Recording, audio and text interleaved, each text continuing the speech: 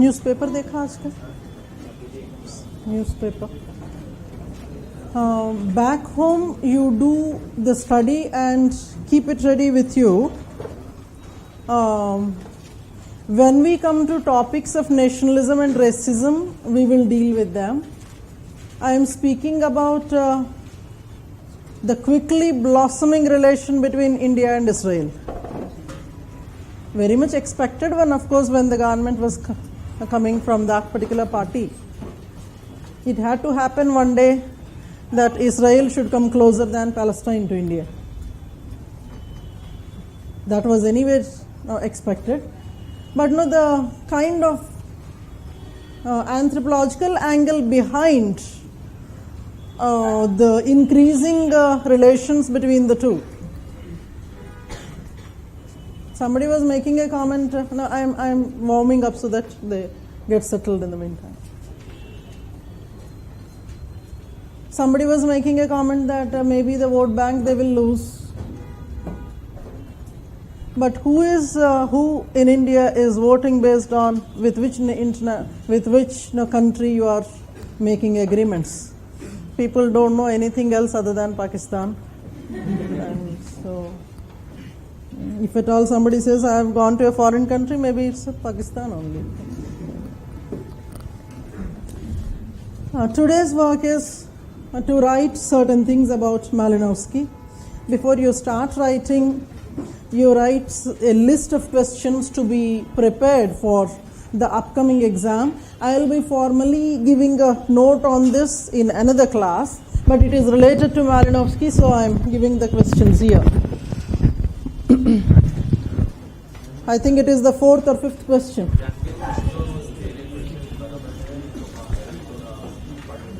पहले ये तो कर ले,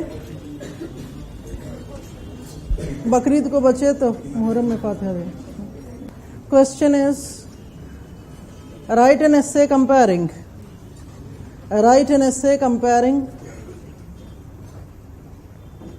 Malinowski and Franz Boas. Write an essay comparing Malinowski and Franz Boas. This is one question. Second, you must be really thorough with will be compare the functionalistic schools. Compare the functionalistic schools and research methodologies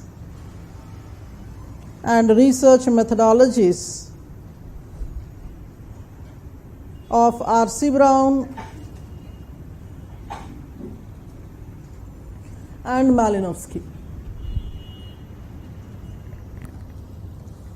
ये तो हो गए general questions that you need to prepare.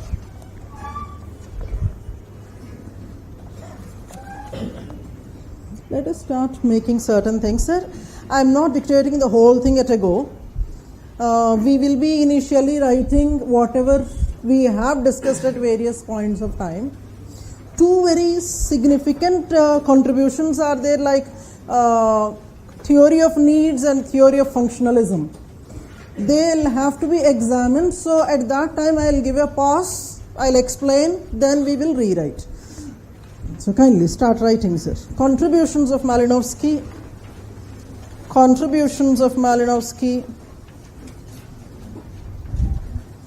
and School of Functionalism.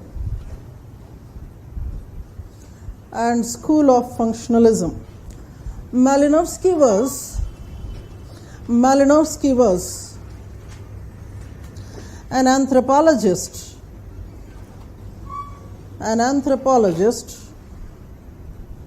of a Polish origin, Poland, of a Polish origin, and was influenced by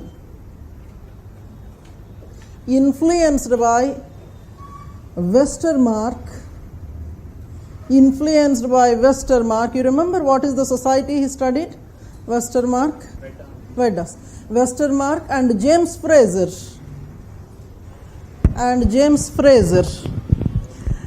In the emergence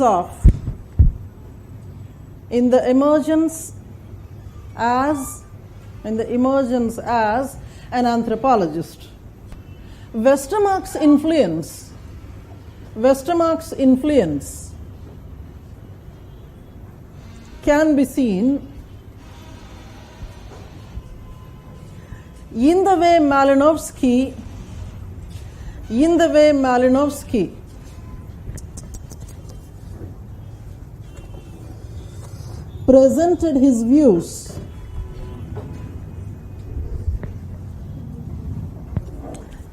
way Malinowski presented his views on family.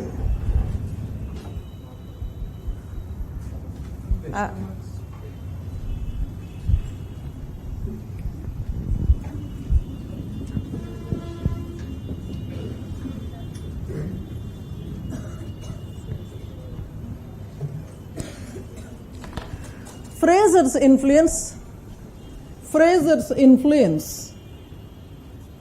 was evident in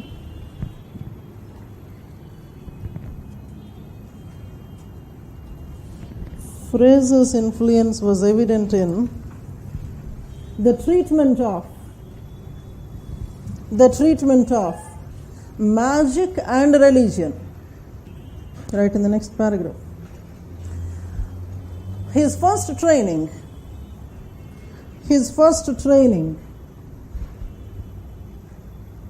was in physical chemistry,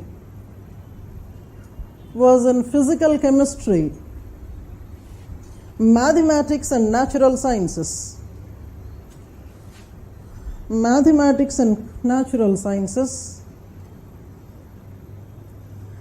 later migrated to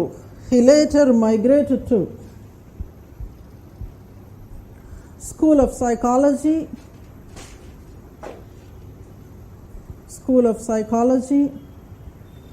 and finally,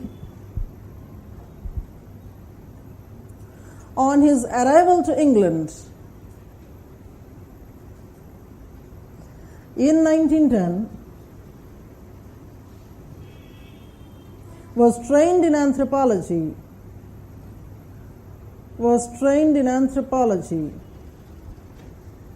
under Westermarck, James Fraser, Rivers, and Franz Boas. Impact of Boas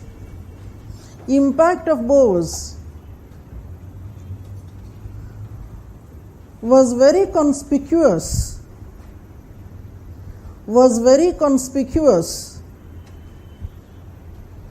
especially in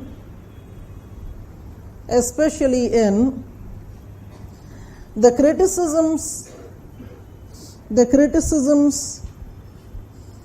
against evolutionism and diffusionism, and in the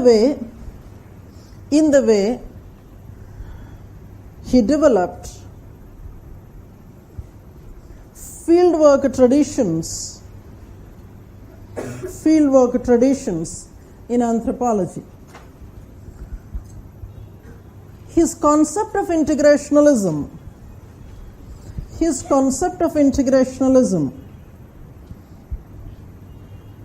emerged from the idea of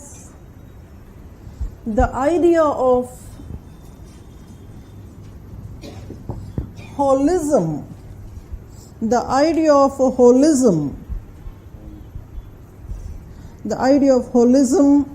given by Franz Boas. According to it,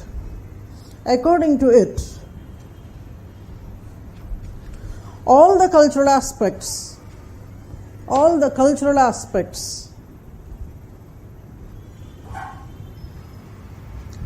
have an interrelatedness due to which every culture comes up with its own culture pattern. Its own culture pattern, right in the next paragraph. Malinowski along with R.C. Brown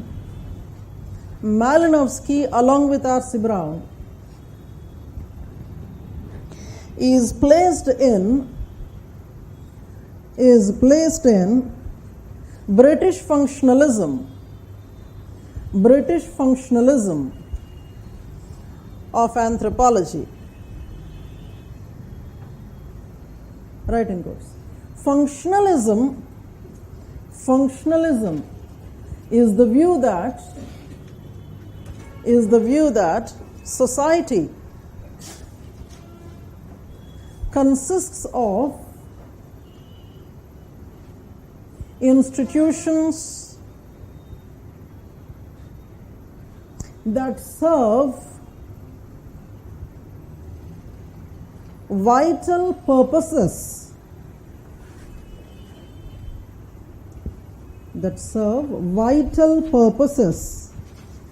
for the people. Underline the entire statement, functionalism definition there.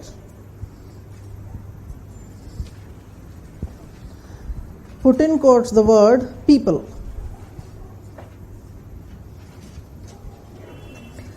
The question of whether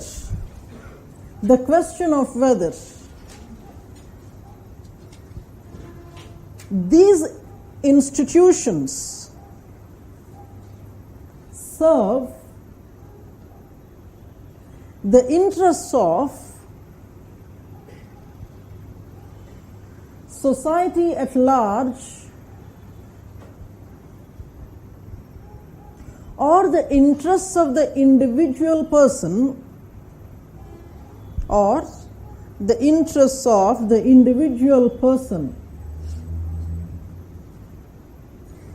divided this school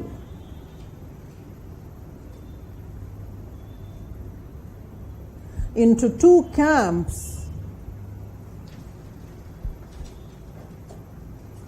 that is, one under Brown, the other under Malinowski.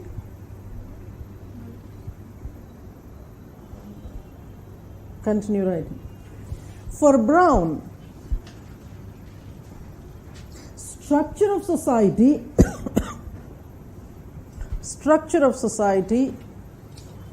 and survival of society were of primordial concern.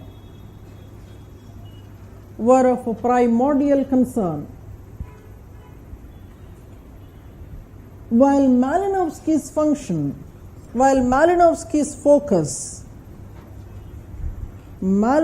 focus was on individuals' needs.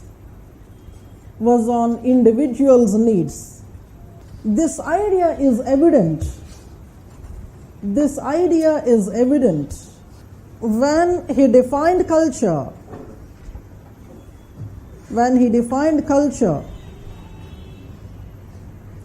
as a mechanism of, write that in quotes, when he defined culture as a mechanism of fulfilling individuals' needs.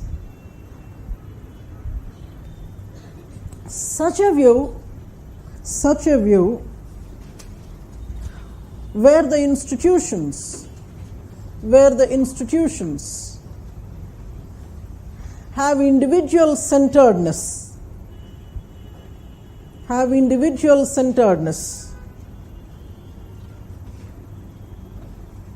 came to be recognized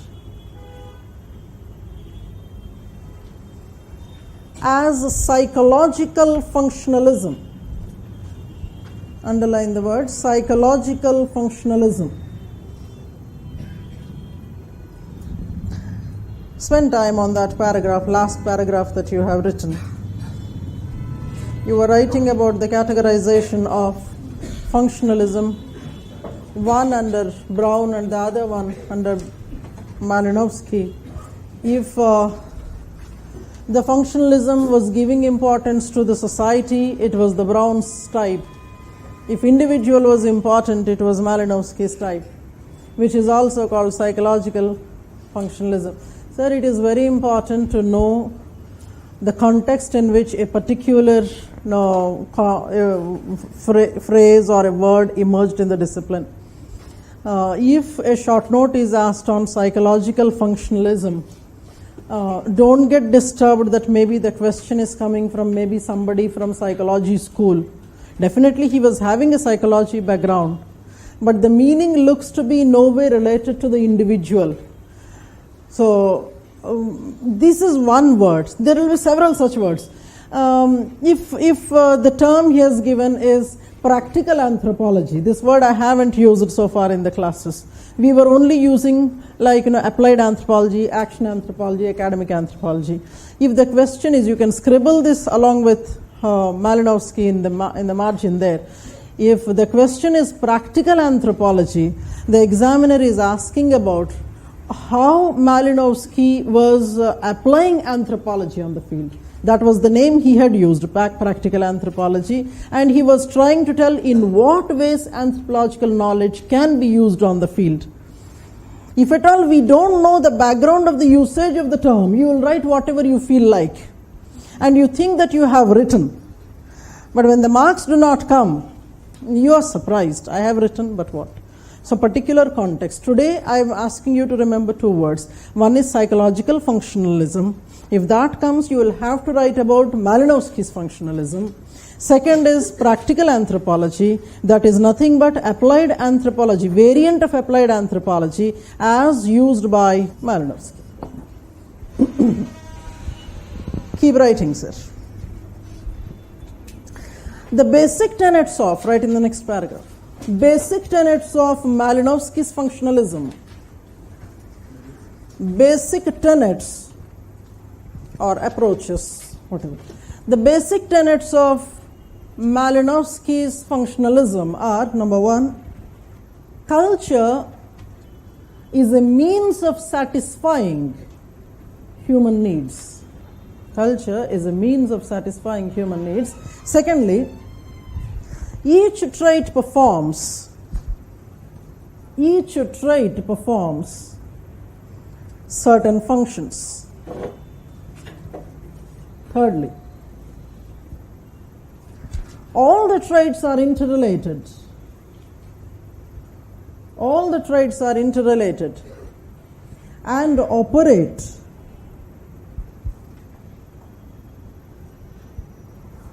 in relation with each other. In relation with each other as a totality. Sir, what Brown and Malinowski were actually differing in is, it could be the situation that you must have faced many times in your life. For one person, society was important. Individual is only a small particle in the entire society. Society's survival is important, for which individual has to follow certain whatever rules that are given.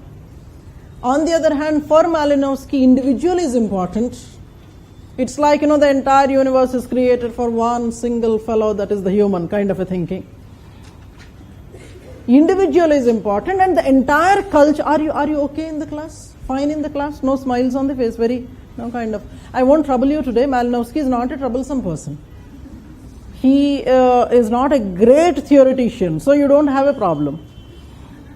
Very simple things, he tries to put in very simple things, situations, problems, he'll try to put across, and then, so don't worry. What I was saying was, the view of Malinowski was individual is important and everything in the culture is because it has to do something for the individual. I was saying that this situation you must have faced in your own life. How many times in your life you were told that, see, you do this, otherwise what will people say? Most of the things we do not for our own selves but for somebody else, whom we actually do not know, who is actually not contributing to your life. Maybe, it is here I am prompting people to think in that direction. Whether what you are today, what you are doing in life today is because you think that is your necessity, you think that is what you wanted to do, or somebody else wanted, your friend's girlfriend wanted you to do something and hence you are doing it. Especially when I am coming to UPSC, this is a very vital decision. From your own group, I have met about 10 people. I don't want to name in the class. I have met 10 people who are here because father wanted or mother wanted or brother is already in service. So, comparison ho jata hai. Bhaiya ka hai, mera nahi hai. So, kind of a thing. Bhaiya ka naam har 2 din mein paper mein aayega and then my software hu to kahin gum ho jaunga. There's a lot of social pressure. So finally, whatever you are doing, see, everything can't be that way. Everything can't be in a black and white. But then, at least in a majority of things, one should be able to stand to one's own. We are not here in a personality development class, but then, make a note, sir. Malinowski's contributions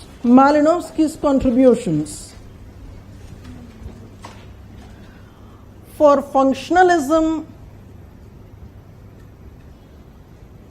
and fieldwork have drawn more attention than his other works.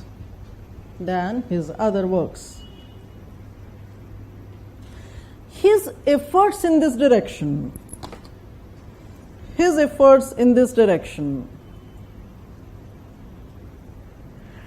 gave a new identity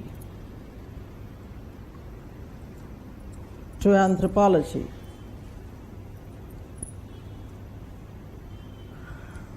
He was best known as a field worker. He was best known as a field worker, as a teacher, as a functionalist, as a contributor to culture personality,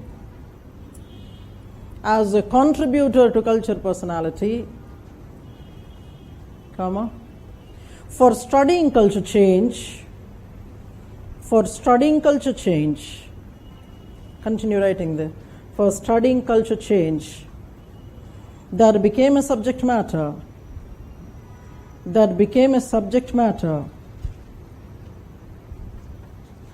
at the time of his association with anthropology due to expanding westernization.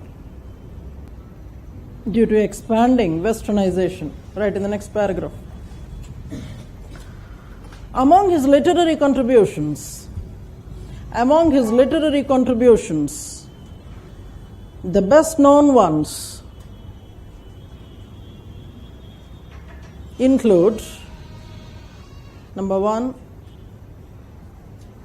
the ethnograph of Trowbridge and Islanders,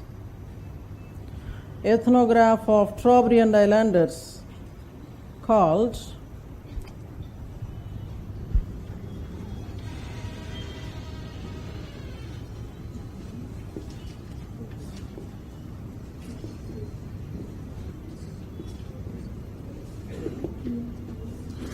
Argonauts of Western Pacific.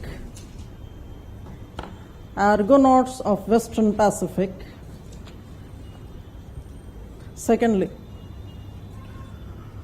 the sexual life of savages.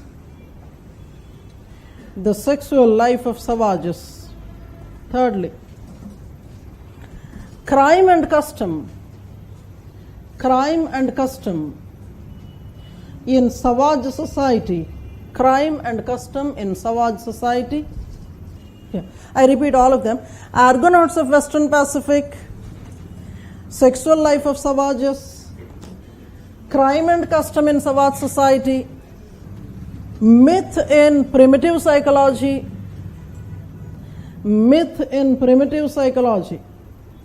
and the father in primitive psychology.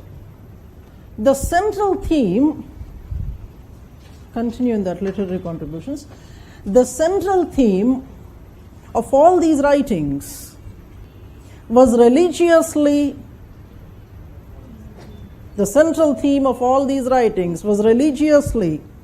reporting cultural traits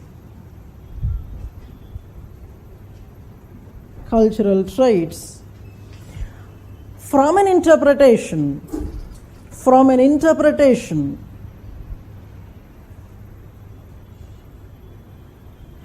through the culture's perspective.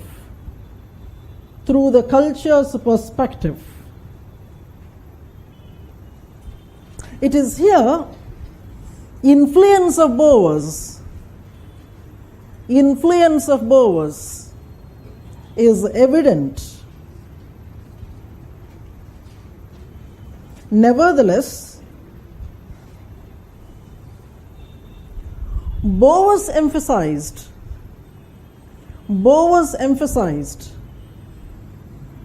collection of data and applying statistical methods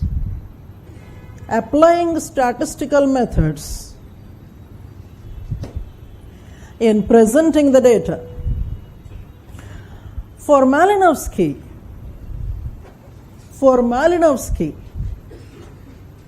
mere data collection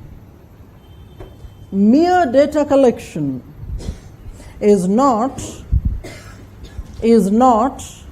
the duty of an ethnographer.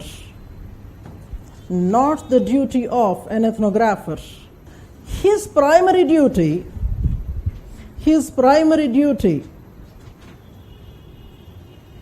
is to bring about culture traits as the culture groups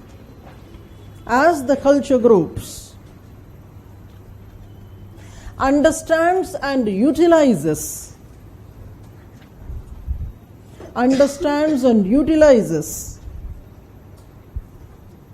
from a functionalist perspective.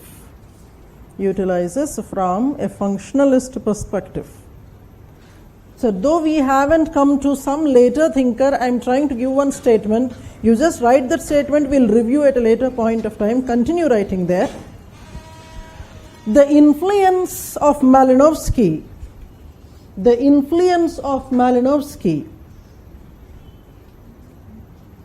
on the later thinkers, such as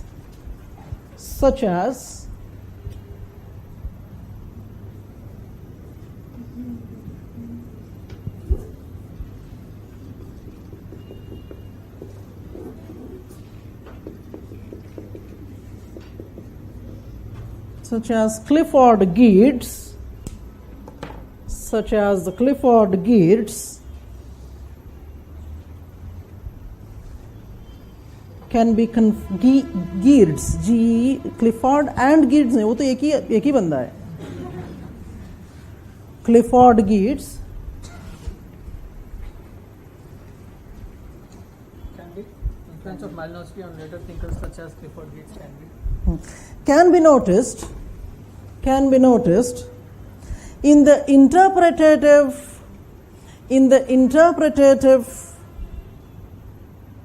way of studying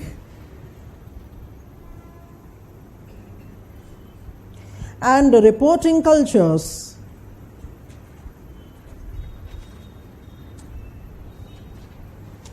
in the school of symbolism.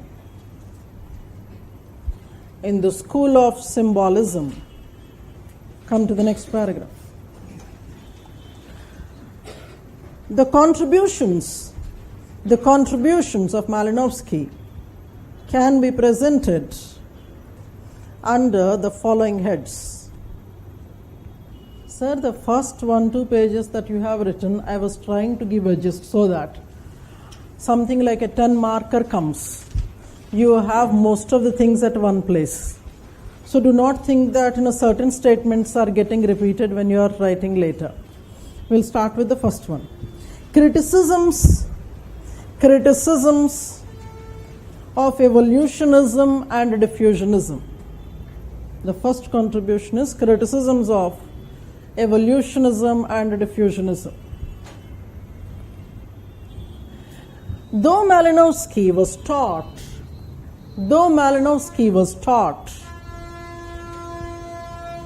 and guided into anthropology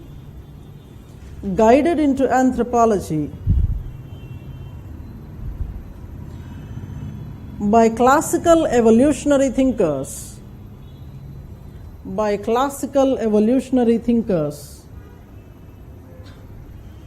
and a few diffusionists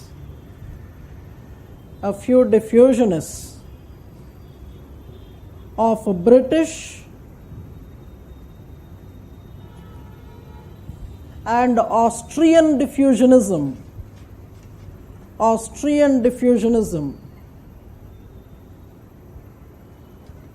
He criticized the schools primarily for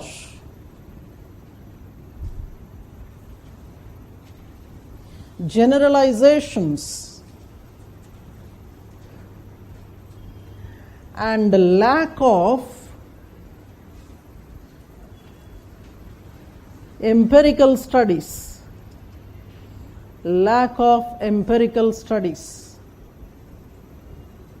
Continue writing there. He used the concepts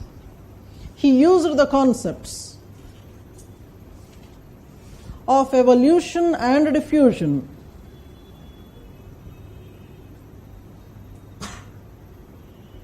in his explanations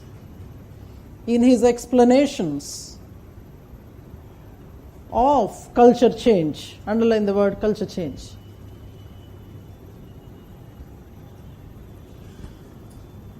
But the terms evolution and diffusion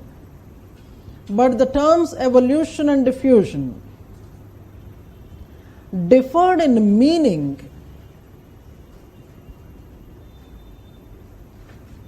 and application compared to the 19th century anthropologists.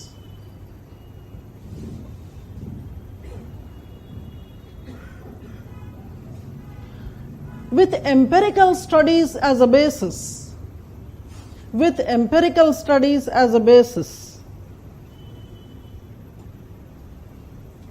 he glorified fieldwork. He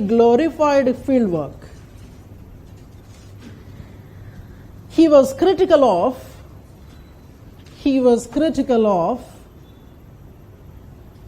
the concept of survivals.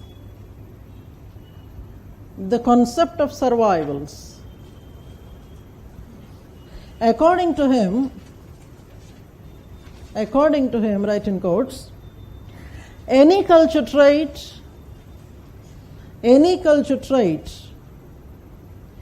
will cease to exist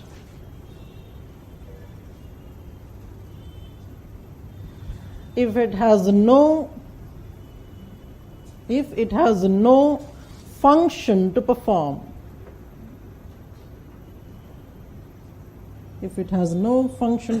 Unquote. The approach of comparison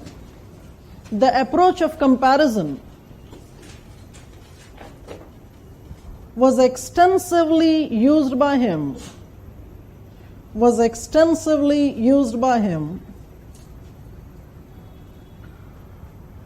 not in an ethnocentric way, as was the case with evolutionists.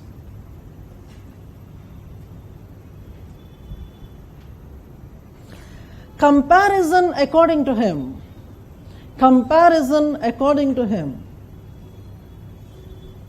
was needed to plan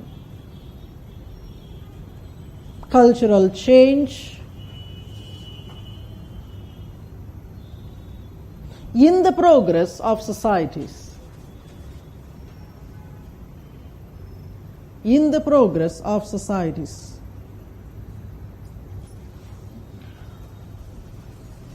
Sir, so far, just give a break there. So far, many times we had been using these words, culture and society, but at some point of time we try to define culture. Can I talk?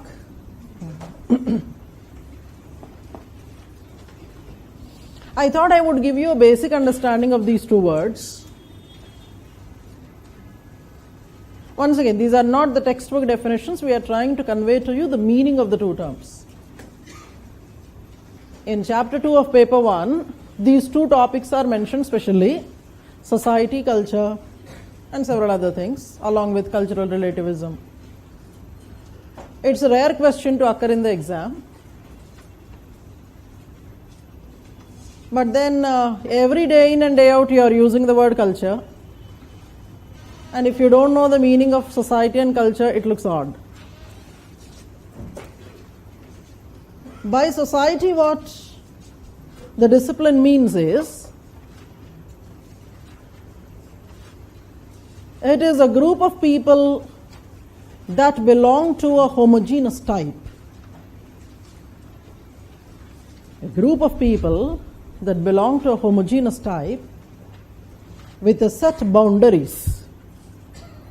See, I am not specifying whether the boundary is geographical. It may be a cultural boundary. So you say that Indian society, we are generally meaning that it is a group of people that belong to a particular type.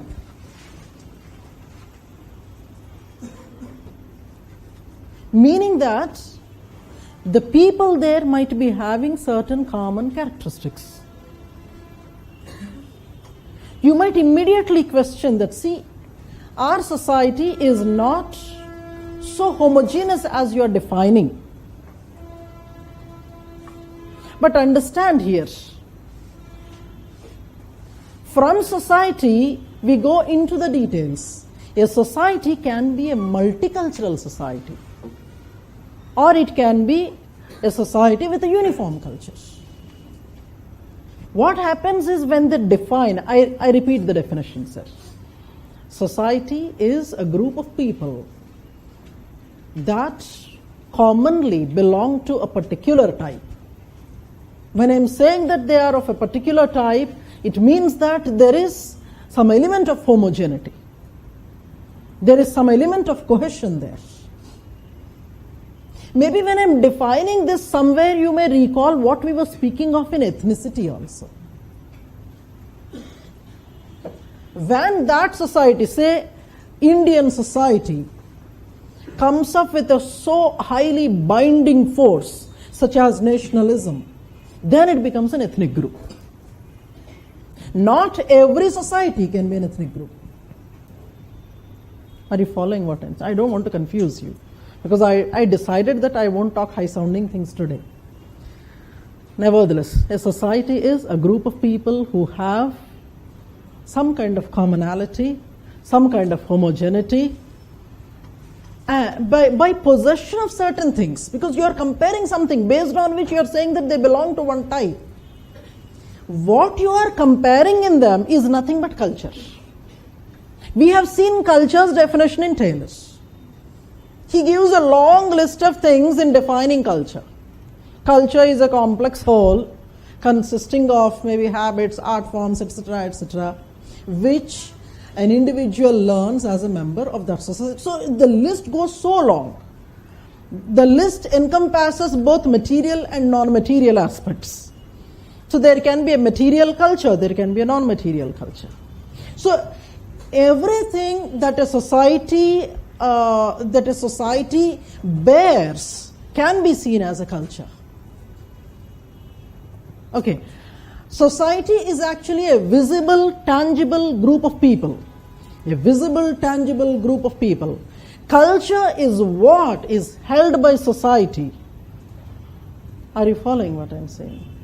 So, if a society exists, automatically, so it is like, I can say that society is a vessel. And what fills in the society is the culture traits. Or maybe society is like a body. And culture is something like a soul in it. Maybe there can be a transformation of the soul. There is a... But when the society is saying it shares the common features, and it is given that they have different cultures, then what is that as common? What is the commonality? No, that's what I said. On the face of it, when we are saying society, in the first go, it is seen as largely homogeneous. But then, due to various factors that may be internal, that may be external, because of various factors, the societies might emerge as multicultural ones. So, basic definition is that it belongs to a type. The type in Indian cases, maybe we all belong to a common nationality. So, the commonness we have is that. Having that commonality, right from the day you started your schooling, you must have been reading this unity in diversity. When we say that we are one unit, but it doesn't mean that it is totally homogeneous. There are certain distinct culture groups that are living together because of which some kind of uniformity is emerging. Are you with me, sir? This is one of the definitions of society and culture. I don't want to overload with too many at the same time. Over a period of time, whenever we come across these words, we will give you various views on how different people have defined culture and society. Now, there's one more thing that I wanted to say here.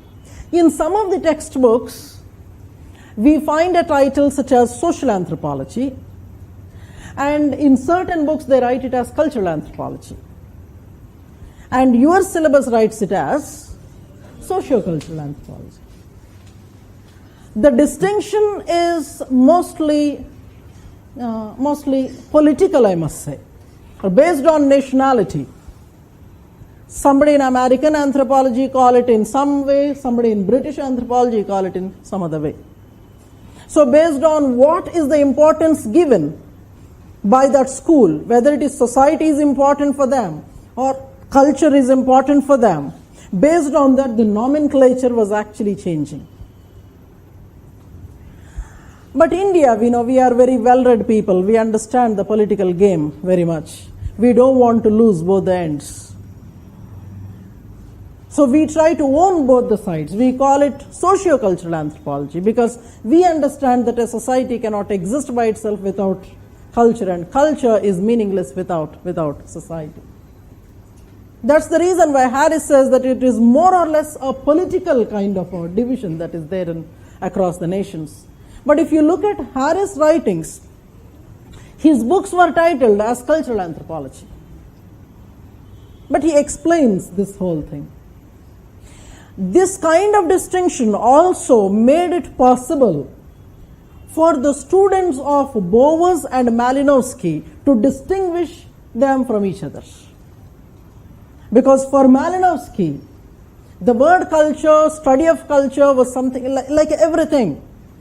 So whenever he was writing, he wrote it as cultural anthropology, whereas for Brown, it was social anthropology. So it is easy to associate your master is for something else, their master is for something else.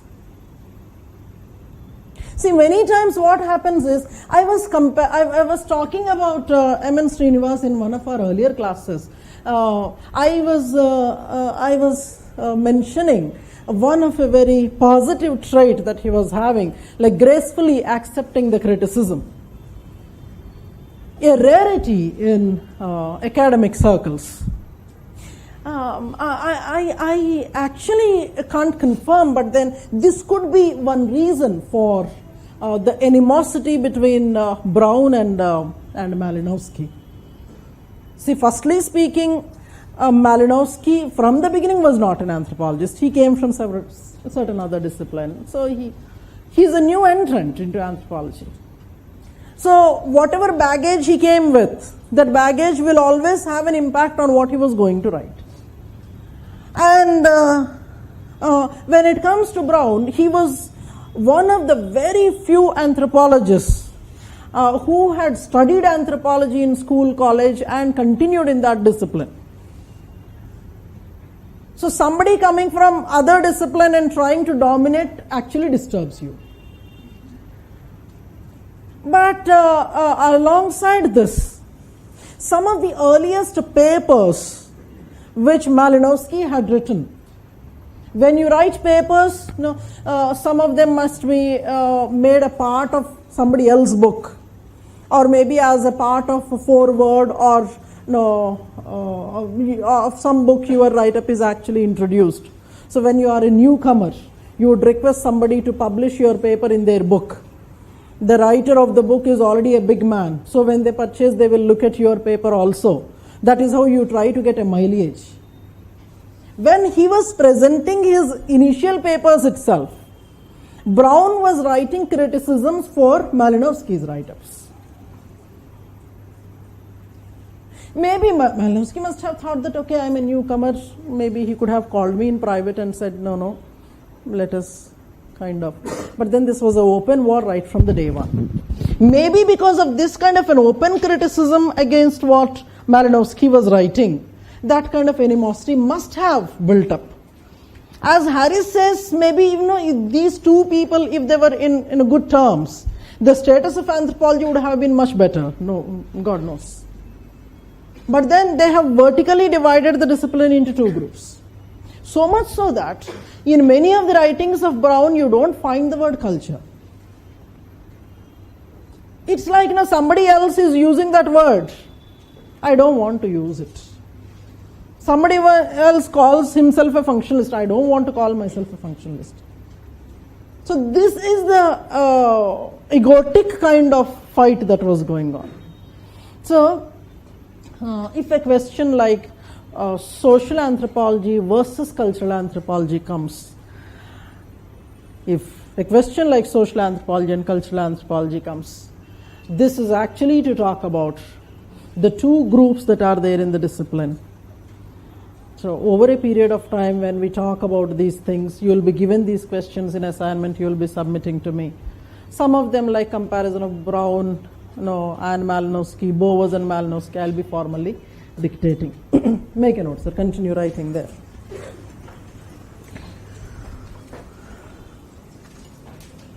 Bowers called for study of changing cultures. Malinowski called for study of changing cultures in the context of Western contact. The study of changing native,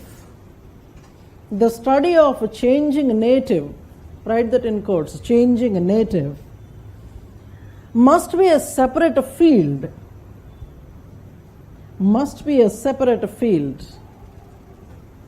This in a way was laying foundations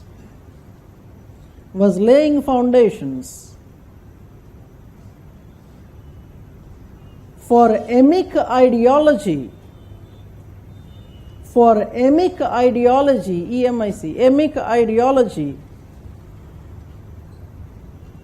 which was initiated by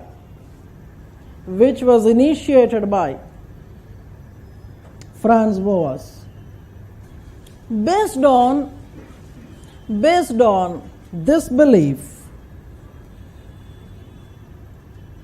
he devised several new methods of research.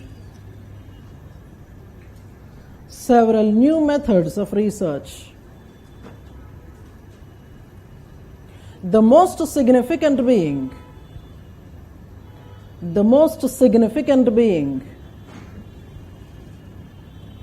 participatory observation. According to Malinowski,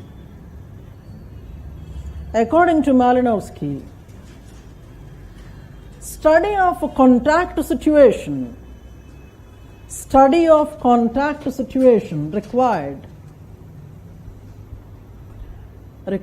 three processes: contact situation or culture contact, whatever you say. Study of contact situation required three processes. Number one, identifying the nature of culture contact,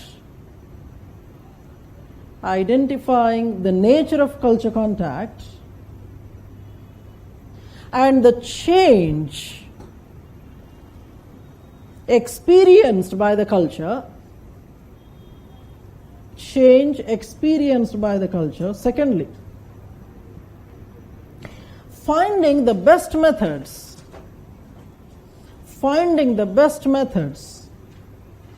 of field work appropriate to the situation under study.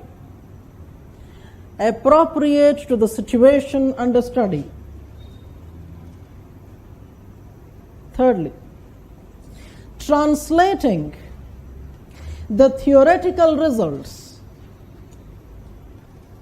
into practical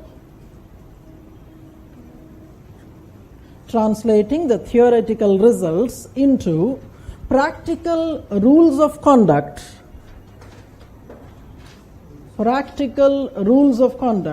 for the administrators, missionaries, teachers, anthropologists, etc. Thus, his study of diffusion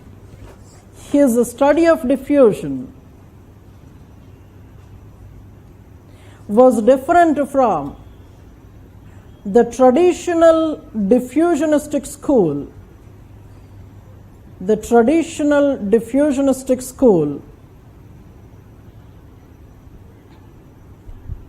which largely lacked utilitarian-based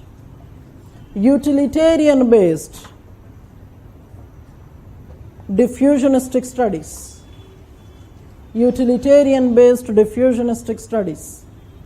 The variant of diffusion followed by Malinowski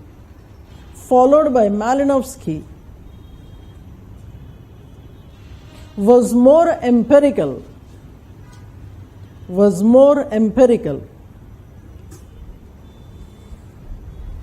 Right, the next slide head there.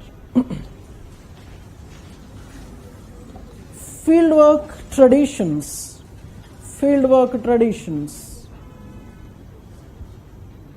of Malinowski.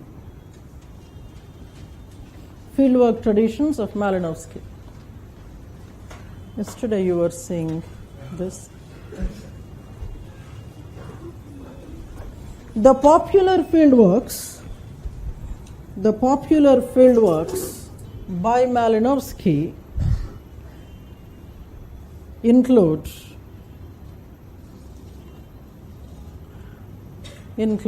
number one, the Mailu Society, MAILU, the Mailu Society from 1914 to 15. Secondly, Traubery and Islanders. Here you will have to remember the years 1915 to 16 and during 17 and 18. Keep writing. He is often given credit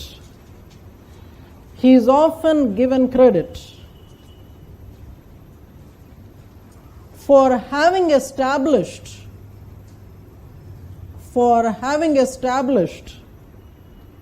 write in quotes, the notion of long-term, first-hand field research,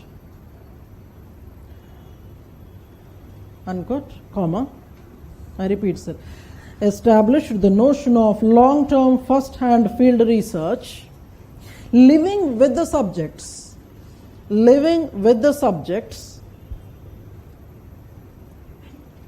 comma, learning the native language,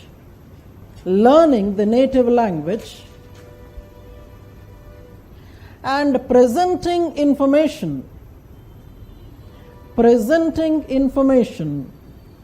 gathered in a holistic framework.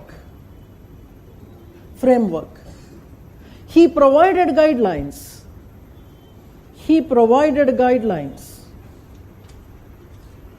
to his students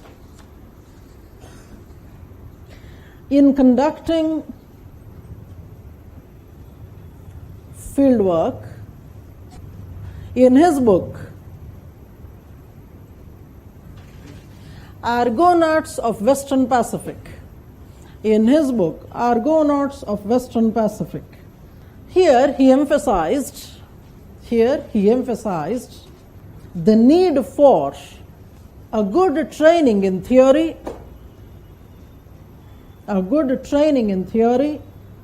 having a scientific aim of ethnography, spelling out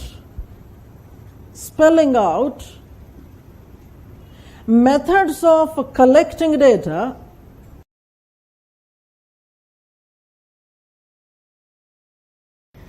awareness of emotional conditions.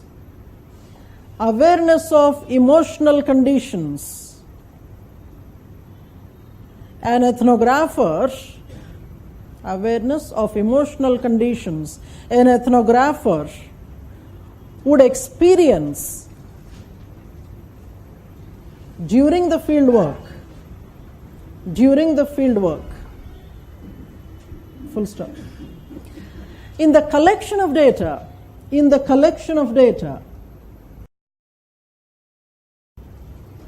discussed and applied genealogy method,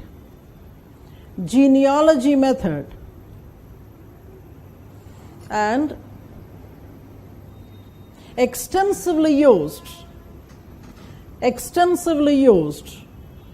informers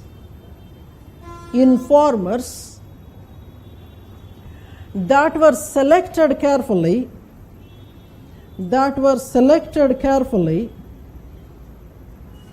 and used participant observation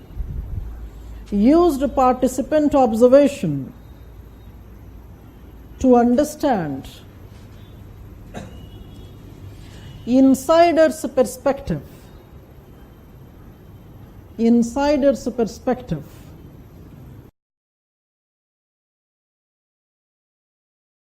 Continue writing in the next paragraph. But he was not the originator of fieldwork traditions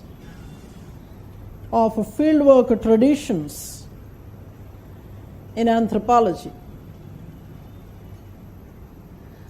There were others who pioneered it. Such as Franz Boas among the Inuits. Those are a few names that I was giving. Inuit is the other name for Eskimo.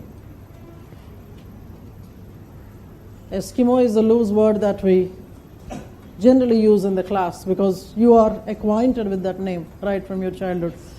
The moment you say Eskimo, what comes to your mind? Igloos.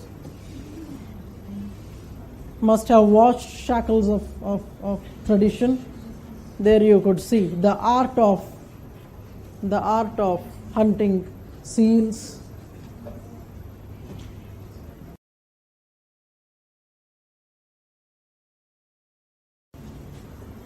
Frank Cushing, Zuni. Forget it. Just remember that was before Malinowski. I was saying this to one of the students the other day. It is not necessary that all the years to be memorized. Not possible, not required. Remember only those years that are possible for you and that are necessary for you. Keep writing.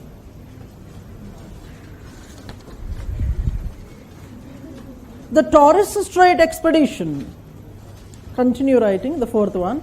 The Torres Strait Expedition. Torres Strait.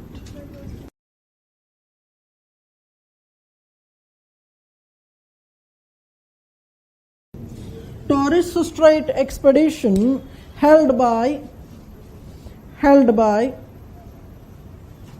Rivers, Seligman and Haddon. I have shown you the picture. Rivers, Seligman and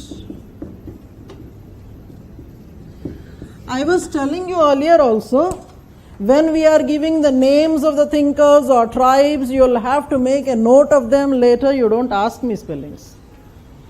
If at all we haven't come across that name, then if you are asking, it makes some sense. Keep writing. But Malinowski is considered to have provided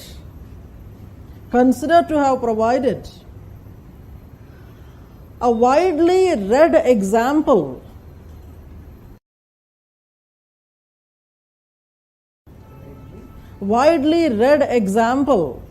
of research methodology in anthropology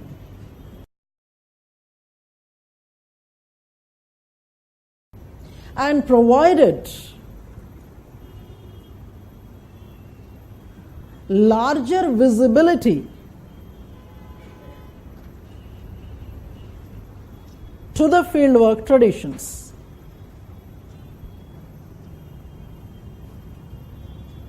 Right in the next paragraph. He shared with Boas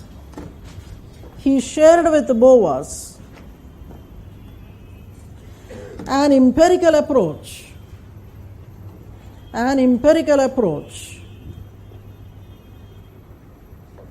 and did not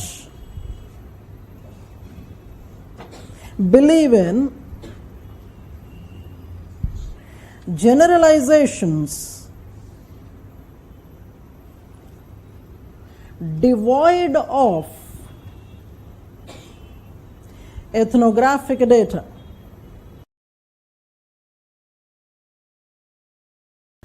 He minimized the use of secondary sources,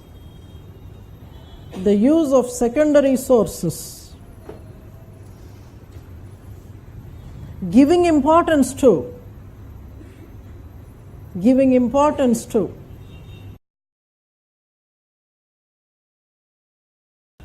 the basic characteristic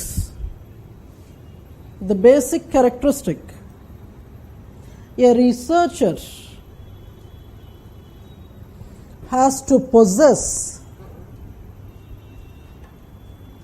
to present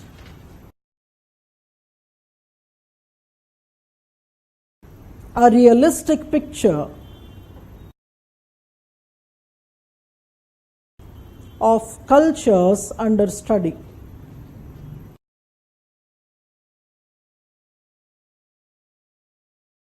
before going ahead from there. So many times we have come across these two words, éthique and émique. I wanted to have another word about them. Those of you who were not there, maybe in the classes where I had used these words. When we say émique, E-M-I-C, what we mean by that is the anthropologist writing from the insider's perspective or subject's perspective. Éthique is he writing from his own perspective, observer's perspective. Before the arrival of maybe Boas, before the arrival of Malinowski, most of the writings were totally from éthique perspective. The evolutionists and diffusionists neglected totally. क्या भैया इतना stretch कर रहे हो? ऐसे लग रहा है अभी अभी नींद से निकले हो. थोड़ा सा, that is also called intersubjective judgment. जैसे आपके कल्चर में क्या है, मेरे कल्चर में क्या है, काइंड ऑफ अ थिंग. थोड़ा सा संभाल लो नींद को. लिखना है तो I don't think you will be able to sleep also while writing. But some people are there who sleep while writing. Interestingly, if they are able to write everything in the way the teacher is dictating, they'll definitely make it to the service. सोते सोते भी लिख पा रहे हो, तो exam में भी आपका रिलैक्सेशन भी हो रहा है और लिखना भी हो रहा है. Even if you are sleeping, your mind and your hand are doing their own work. Yes. So I was saying that diffusionists and evolutionists almost totally neglected éthique idea. Now here I wanted to present this particular view. In the previous syllabus, we used to have one term called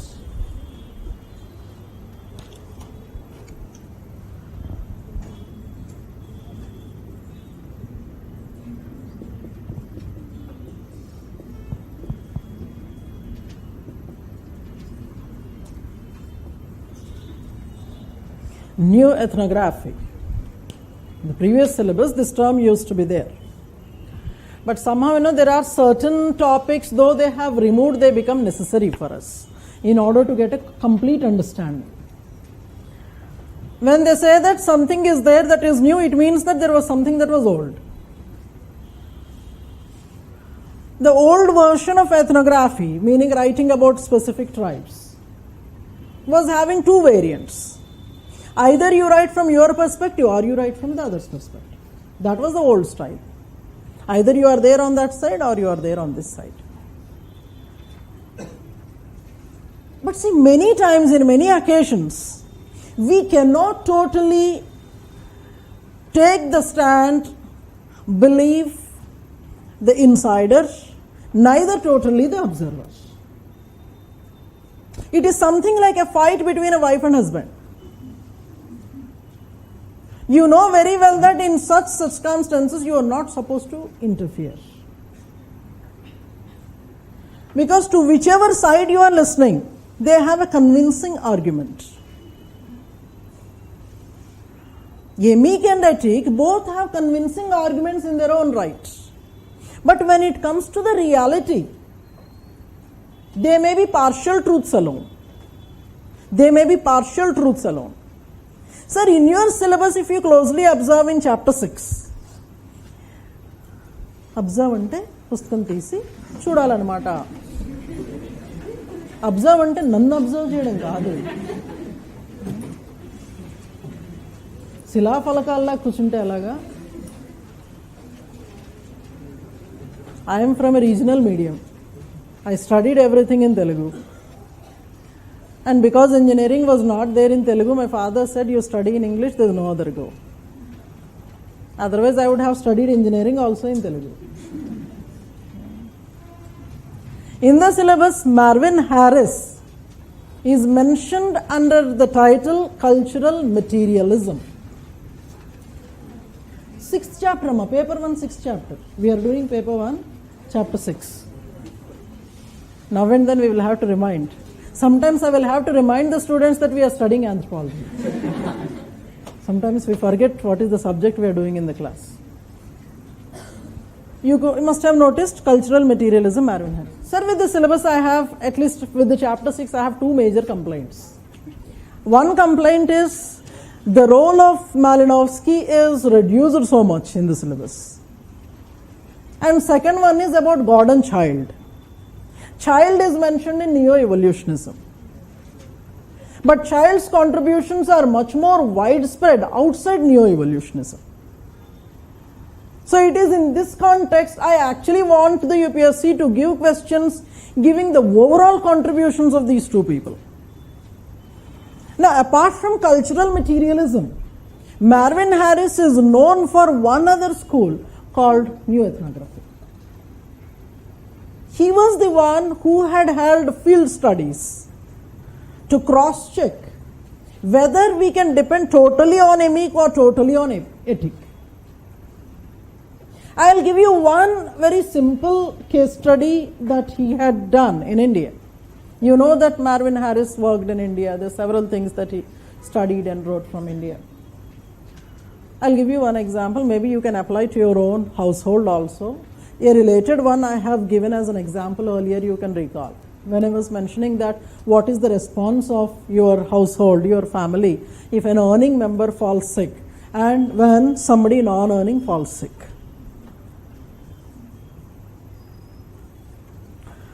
He was doing this case study of comparing how ox and cow are treated in Kerala and UP.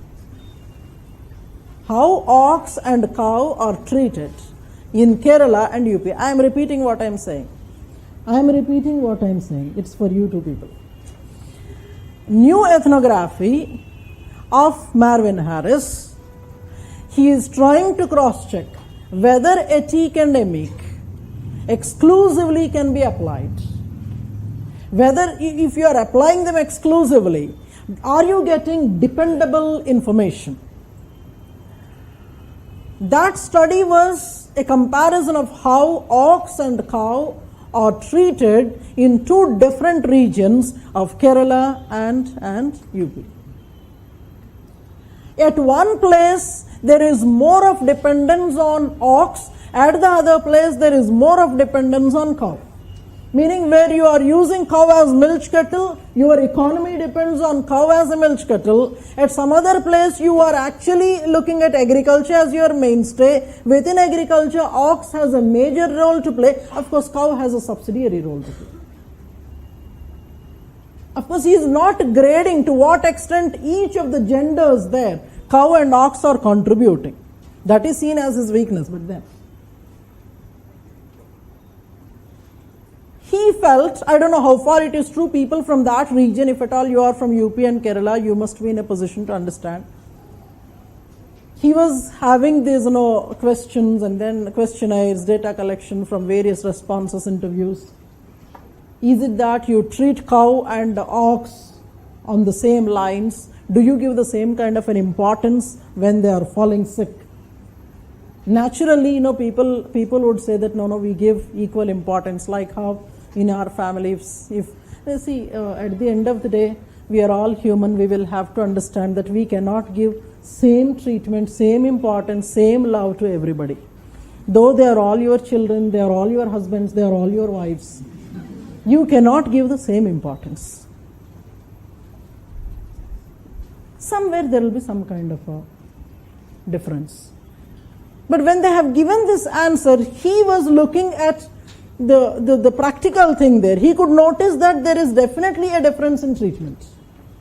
It was not simply that. There were certain other studies such as, I'm asking you, not you, I'm asking you, and majorly male members. Aapko bhi. How do you treat women? And I'm saying you, meaning as an Indian, as a man in India. How do you treat women? Respect. अब इतना दबे इसमें बता रहे हो कि respect. How do you treat women? Who is that? Who is that? పెళ్ళయిందా? అయ్యాక మాట్లాడదాం.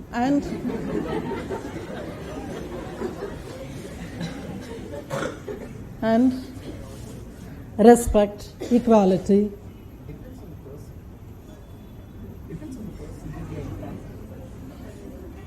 I'm understanding you. Maybe it is coming from the heart. Maybe that is the reality. But when he was doing the case study, most of the people used one common word, that Indians in large and male in particular here treats all women with respect. When so many responses have come, the response with the title respect had much more percentage. Maybe that they are trying to give a picture as if we have gods and goddesses also. For every god we have a goddess and many more goddesses than gods, because every god comes with a package of goddesses. But then he was coming down to how actually on the roads, in the household, the women are actually treated. So there is a way difference there. Or as our friend was mentioning, there is a case specific behavior when it comes to how women are treated. The good number of examples that he came up with. That's where he was saying, you cannot totally depend on what an observer is feeling or what the field is actually giving. That is where Harris says that Malinowski comes from a school called extreme realistic ethnography. Extreme realistic ethnography, extreme empiricism, where sometimes, you are actually blown off by what the field is actually telling you, but field may not be actually giving you the right picture every time. I'll give you one other example. Today back home, you try to watch the third one in the series, Tales from the Jungle, Malinowski. Third one in the series, that is about this lady, Margaret Mead. We will anyway be watching that here to have a discussion in the class. Margaret Mead. These are the people who have worked in far-off islands off the coast of Australia. When they were working, this group of women, she was one early women in cultural anthropology who goes to far-off islands thanks to Boas and does the field work there. I told you something like a visual anthropology being associated with this lady. She is also criticized for this thing, that whatever she was presenting, she was trying to get data from, I'm talking about one lady called Margaret Mead in Culture Personality School, who is known for introducing an altogether a different kind of field method of data collection. She was the one who wrote interesting books. I told you, she was good at naming the books, like Sex and Temperament in 3 Primitive Societies, or Growing Up in Samoa. Her focus area was adolescence. Maybe each one of us would jump from our chair to read adolescence and how things are. At a time when very little was written about adolescence, we were talking about those years, 1910s, 1920s, very little, very conservative writing. At a time when very conservative way of writing was there, or adolescence was something like a thing that you talk in a hushy voice behind the curtains. She was trying to write boldly about such a phenomenon. But then what she was writing, people have criticized that she was presenting maybe the dreams, the fantasies of the young girls who were the source of information. See, from where you will have to take the information is also a very, very interesting and important one. At one place, Malinowski says, if I have to study marital system in a society, I will have to see to it that I have informers or I take information from recently married people, or at least the married people. I cannot write about a marital system, based on information from a bachelor or a spinster.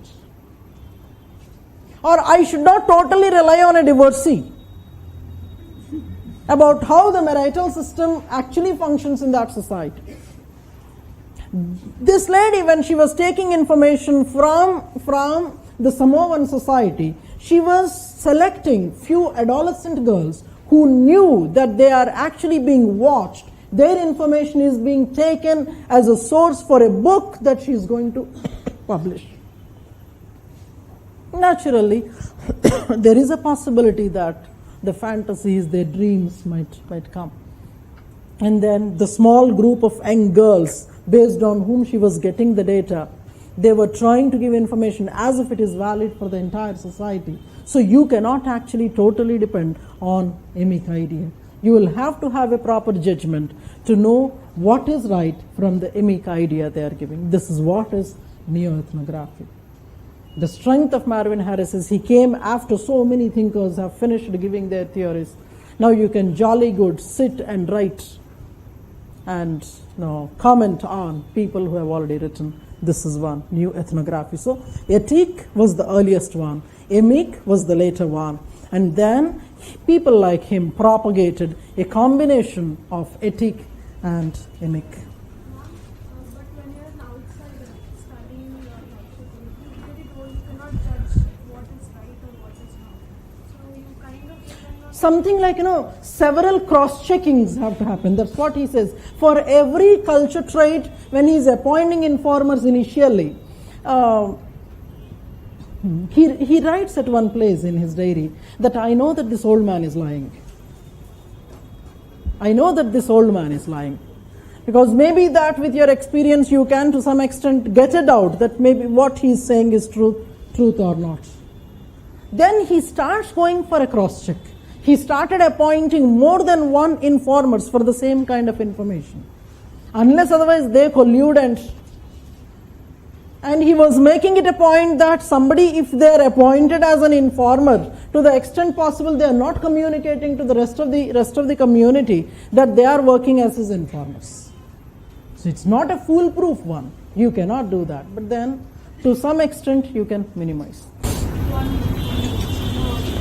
considering that these observations have been made in remote islands and this man had actually learned the language, how is it possible that those people could communicate with him for even him to learn the language? The question is, when you say that he has learned the language, how is it that he was actually being taught by somebody from inside?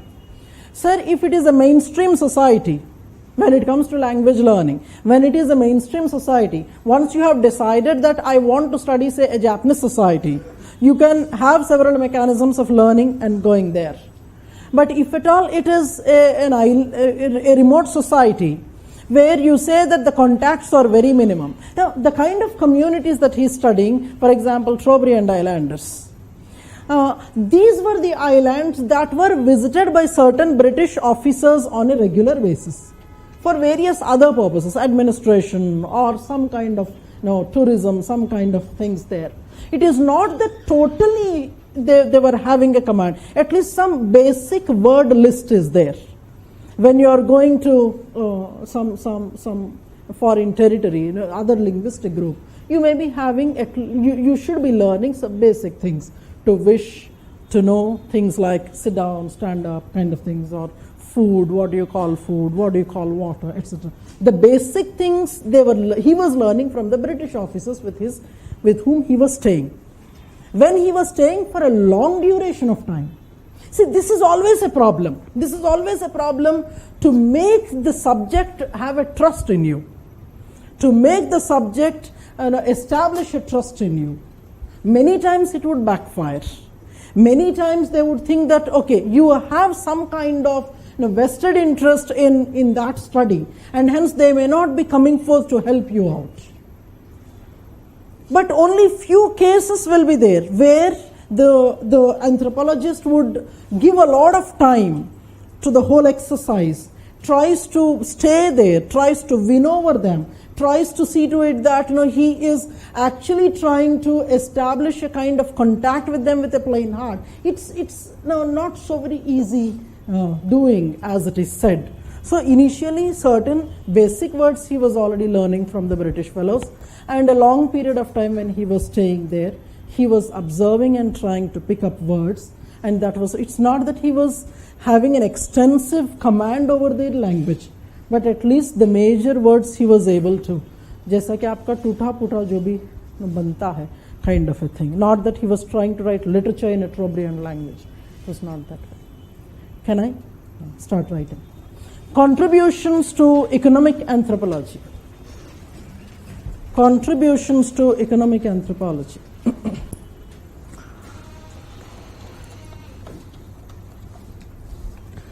Prior to Malinowski,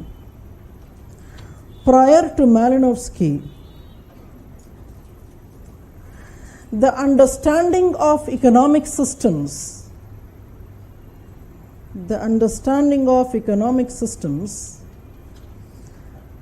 especially of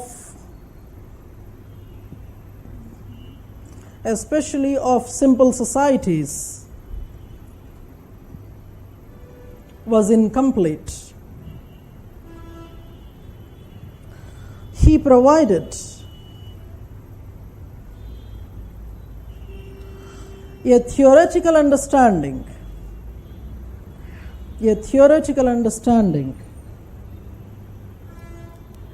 with empirical studies,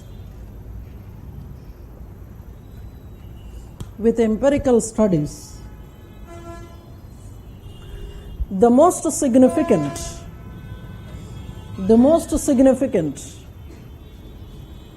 theoretical basis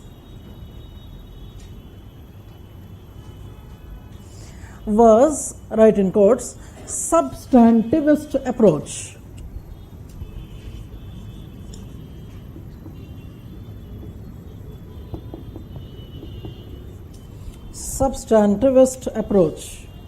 Now write a side head there.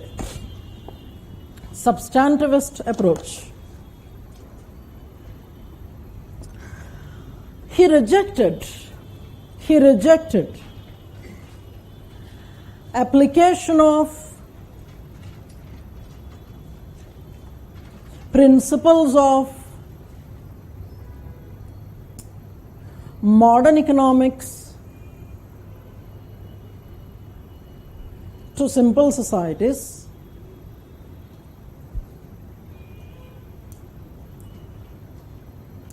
and rejected that primitive man, like the modern man, is rational and logical in the economic affairs.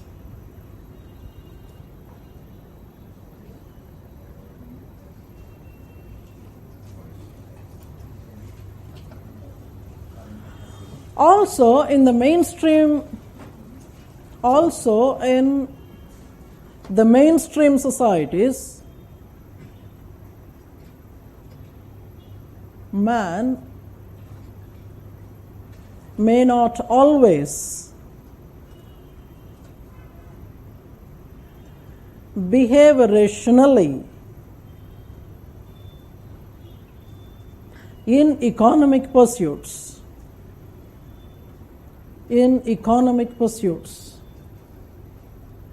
Continue writing. The exchange in simple societies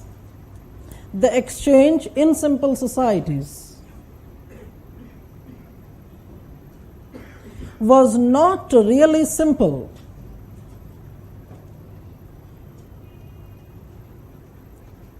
As was conceived by the modern economists.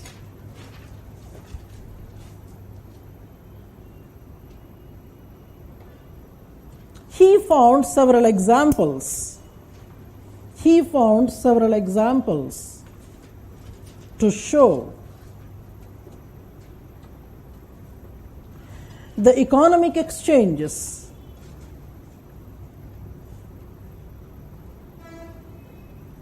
in simple societies, being a regular, elaborate, and complex. Regular, elaborate, and complex. Give a pause there. I had used this word reciprocity earlier. I am trying to give you certain variants there. So that in the economic contributions, contributions to the study of economic anthropology, what kind of reciprocities are considered by or studied by Malinowski.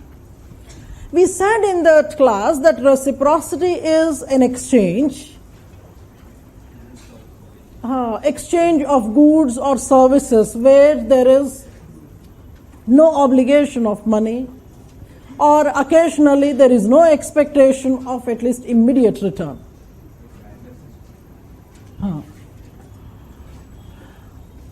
Sir, you can look at chapter 3, paper 1. Chapter 3, paper 1 talks about modes of economic exchanges. Chapter 3, paper 1 talks about modes of economic exchanges, like reciprocity, redistribution, and market, etc. If a classical evolutionist has to address this, he would say that society is moved from the exchanges of reciprocity to market exchange. I am in this context here. Specifically, I am restricting myself to the concept of reciprocity.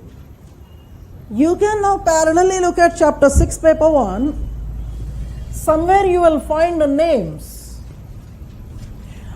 called Salins and Service.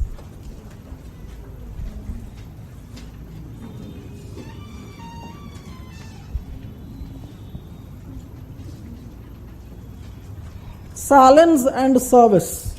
These are the people who studied reciprocity extensively. They gave the categories also.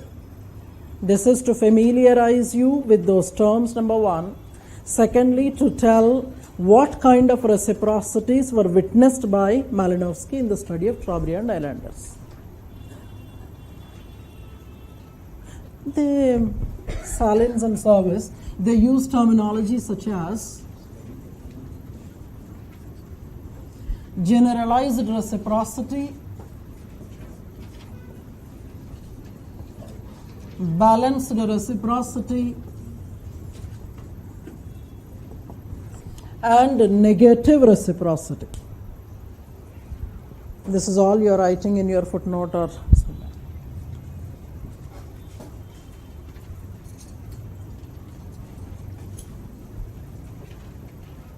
Reciprocity is not a simple give and take. Many times you need not have to reciprocate in the same way as you have received. You must have received in one form. The giver may not be expecting you to return in the same form.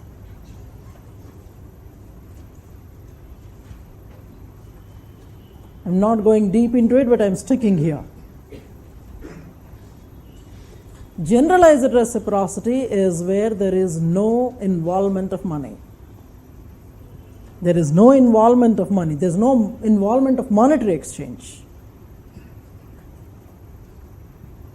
It's not like, many times we hear several women saying this. We are not paid for the service that we are giving at home.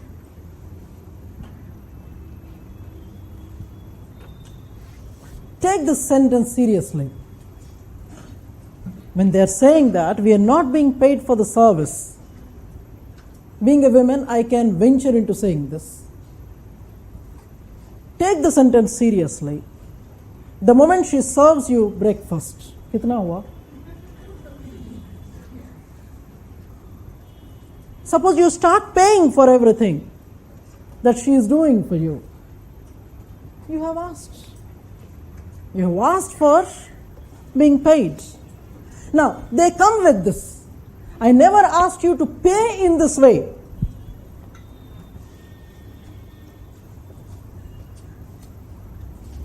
It's very difficult to manage them. Understanding the meaning of what she says, very difficult. Don't get me wrong. I am also a female. You can understand what he must be facing at home. That's the reason why we don't generally talk much. Talk very little. You will avoid all kinds of confrontations. Most of the time when you both are studying, there is a student or something like you are sharing a library. If that kind of a relation is there, everything happy. Don't get into controversies. Her expectation is you repay her in a different way. Everything is not through money. Maybe I don't know what her expectation is. Maybe that she needs more time from you. There's always going to be a problem, sir, for you. Every time the complaint will be, you're not giving me time. And on this side, how much ever time you give, that is insufficient. So maybe there has to be some kind of an understanding you work out on what is the expectation. Secondly, generalized reciprocity, when I am saying that there is no involvement of money, and most often there is no expectation that you give back at least immediately. Most of the books that you look at, they give the example of parental care. Parental care as the best example for generalized reciprocity. They don't expect things to be given back at least immediately. Most of the modern writers use this, at least immediately. Meaning that maybe sometime in future the expectation is there. Definitely it has to be there. After all, we are human. And then coming to the balance of reciprocity. The goods and services have to be exchanged, returned in a timeline, in a specified value. Quantification happens. Time is also specified. That's where he gives the example of the Kula exchange. The Kula exchange, because there is a timeline. Within this much time period, you will have to exchange items of equivalent value. Items of equivalent value have to be exchanged. There are a good number of examples spread across the discipline of anthropology in the ethnographic writings. I love one specific variety which I would want to share with you. There is one type of balanced reciprocity called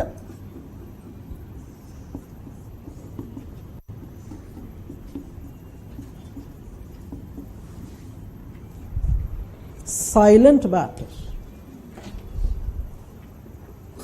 Silent barter. You're not talking to each other. Many times you must have seen in your house when there is a fight with your mother, with your sibling.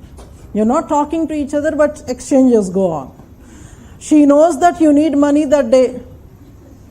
Exorbitant fees you will have to pay. She knows. She'll keep it ready. Things keep on going as normally as they were. But then there is an absolute silence. This example was given in the context of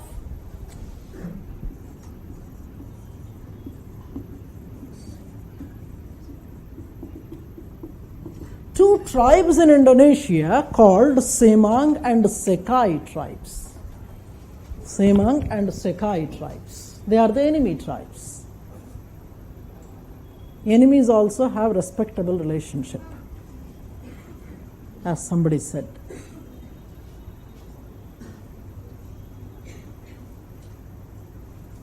There's a very dramatic exchange that goes on there.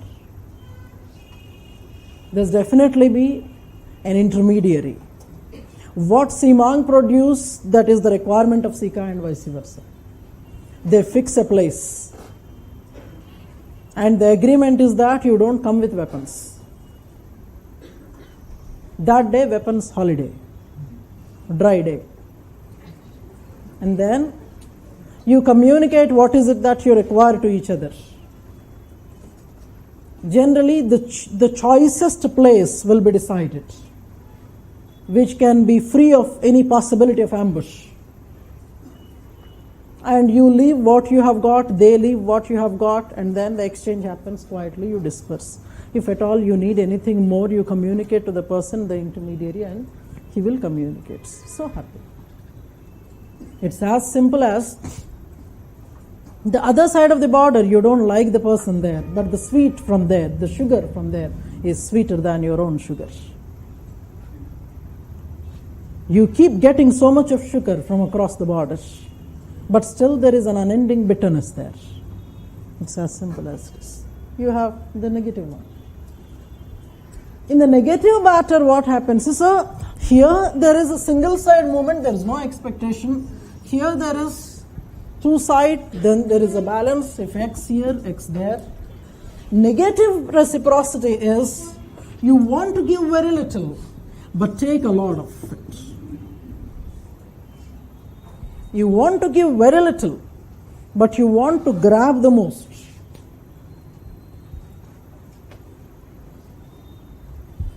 So later when we come to economic anthropology, we are going to see several details of them. I was mentioning them here because Malinowski was seeing balanced reciprocity in the case of Kula exchange. Now, keep writing, sir.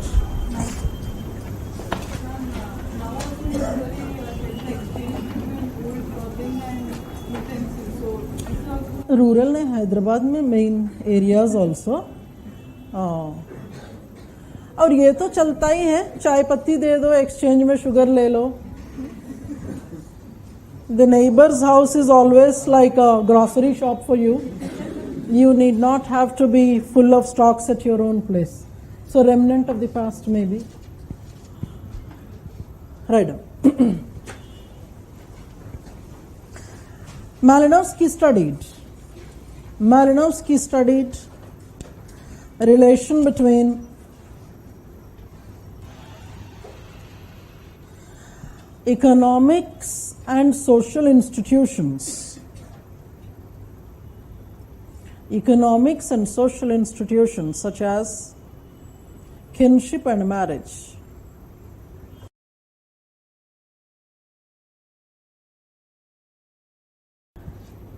In his ethnographs such as Australian Aborigines, 1913, Mailu,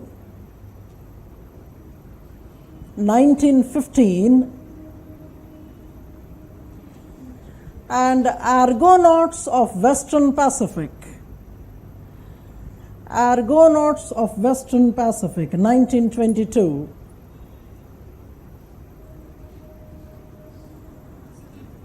He studied the concepts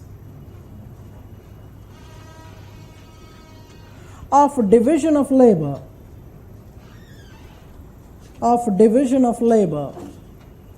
based on gender, age,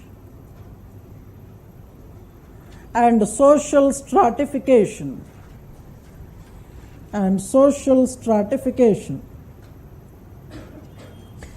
Continue writing. Marriage,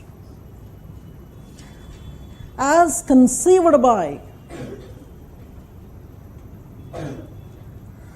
anthropologists of the day, as a mechanism to fulfill biological needs, was rejected by Malinowski.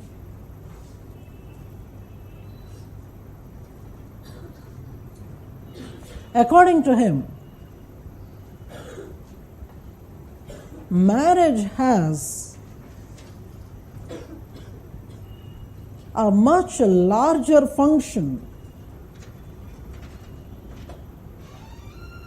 of bringing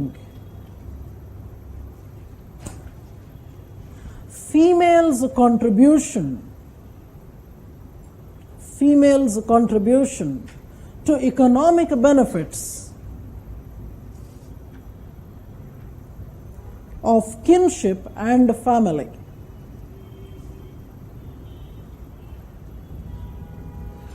Let me give you some more terms there. Economic benefits to kinship and family.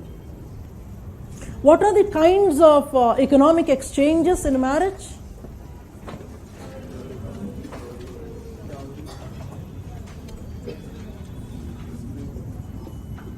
And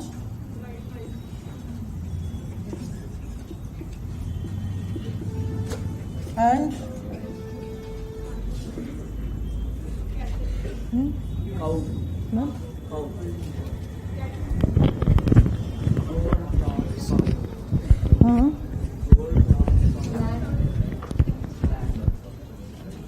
Where do you categorize them? I mean, in the dowry or right price? Any other variants? Gifts, gift exchange. So you plan gifts. What are you going to gift me? And what I should gift you. It looks very crazy. Sometimes we ask, gift me something. Huh? Which one? How is it different from dowry or marriage? Which one gift? We'll talk about it. And? Assets are property. విన్నాను అనమాట daughter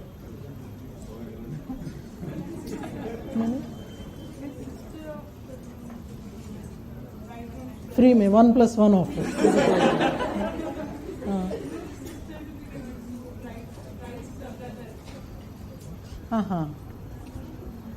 okay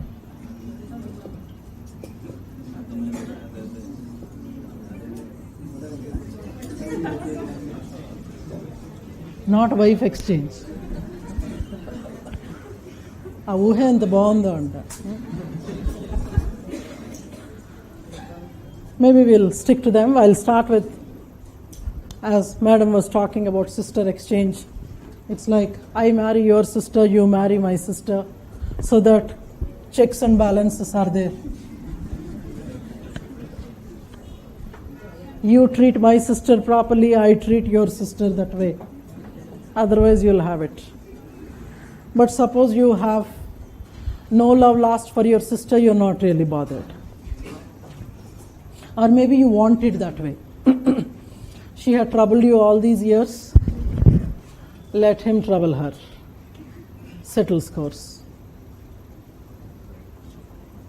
Siblings are the fundamental, basic, ardent enemies of each other. What is dowry?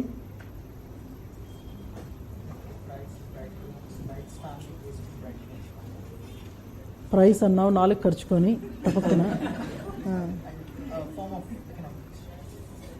Once again sir Money that's paid by the bride, money are what ever paid by the bride's family to the bridegroom's family. और बताइए sir what is dowry? Anything that is demand शादीशुदा हो नहीं anything that is demanded by grooms parents. और बताइए sir what is dowry? Cost of groom.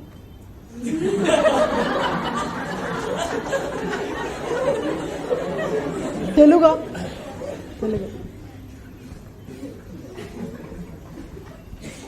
I don't have that clipping with me right now. I'll try providing later. There is one this movie where puttudu peru em peru Venumadhav, there is one hero of South India. He is he was actually on sale. There's some person who holds this marketplace exhibiting all the male fellows, and they wear their And then their characteristics also, BP, sugar and all that, health reports, and then what is the property, how much is the earning that you have. So all these girls would be having that parade. He gives warranty also and replacement also. But still you didn't tell me what is the meaning of dowry. ఏం చెప్పితివి?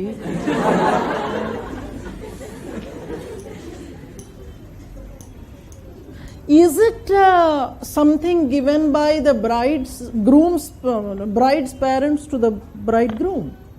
Is it something that is given by the bride's parents to the bridegroom? Because as she says, it is demanded by the groom. Or groom says that, no, I don't need, but to satisfy them. It has become...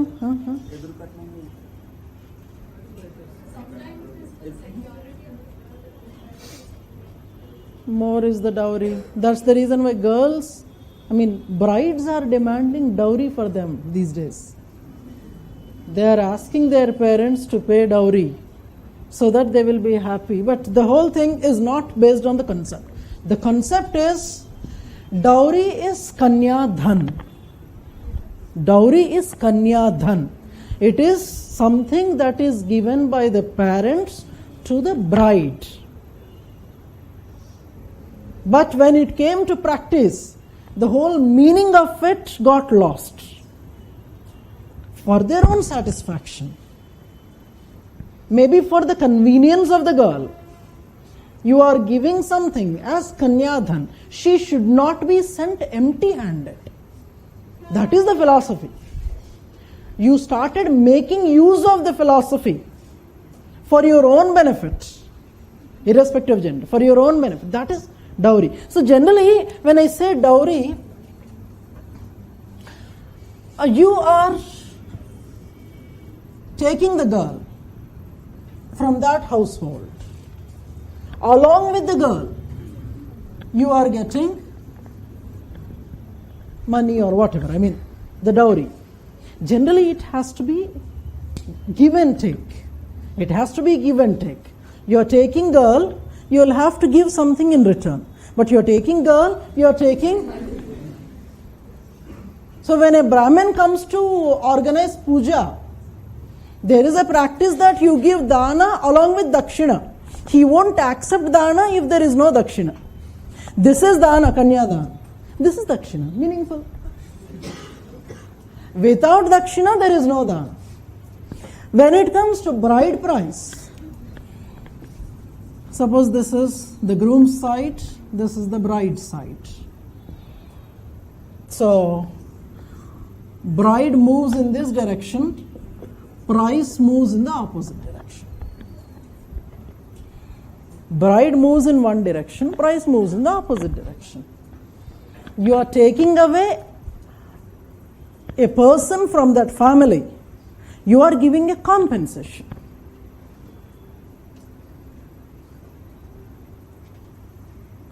In certain societies, it is seen as a respectable thing. In respect of what you are taking away, you are paying. Remember, here, majority of communities where bride price is there, the entire community of the groom contributes and gives to the entire community of the bride. It is not going to the bride, not going to the groom, or groom is not contributing.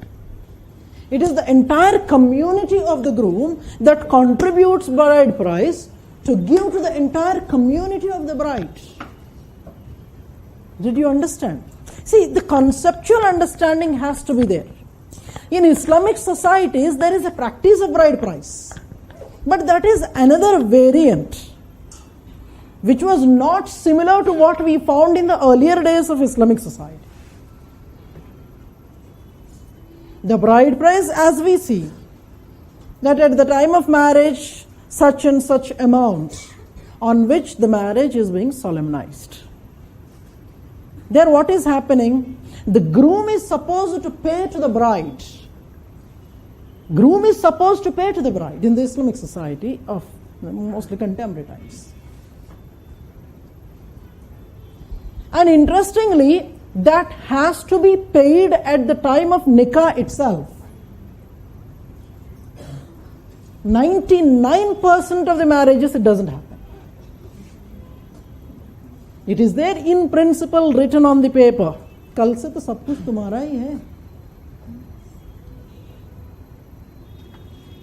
But before you die, if you are a Muslim male here, before you die, it is your responsibility to pay off the bride price that you agreed for.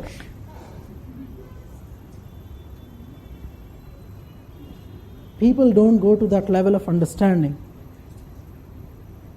And people talk of high-sounding things. Now, these are the popular exchanges. Bride price, dowry. Dowry is something that is given by the girl's parents to the girl. Bride price is entire groom's community gives to the bride's community, because it is the entire community that is losing the girl. Her services are from tomorrow belong to you and your entire lineage or family. Gift exchange, you have asked. Gift exchange is two-way. I give some gifts to you, you give some gifts to us. There is a general practice, which is commonly seen. आप हमारे लिए कपड़े ले लो, हम आपके लिए कपड़े लेंगे. These days another thing is coming.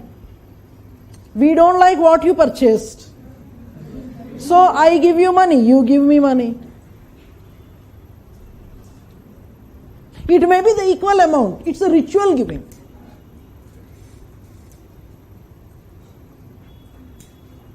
There's something else that I really love. I'll tell you. Dowry and the bride price can overlap. Sometimes dowry may be ours and price may also be different. Like how you said in the Islamic society, dowry is ours, and the money is paid. Cultural change. जब आसपास सभी ले रहे तो मैं भी ले लूं.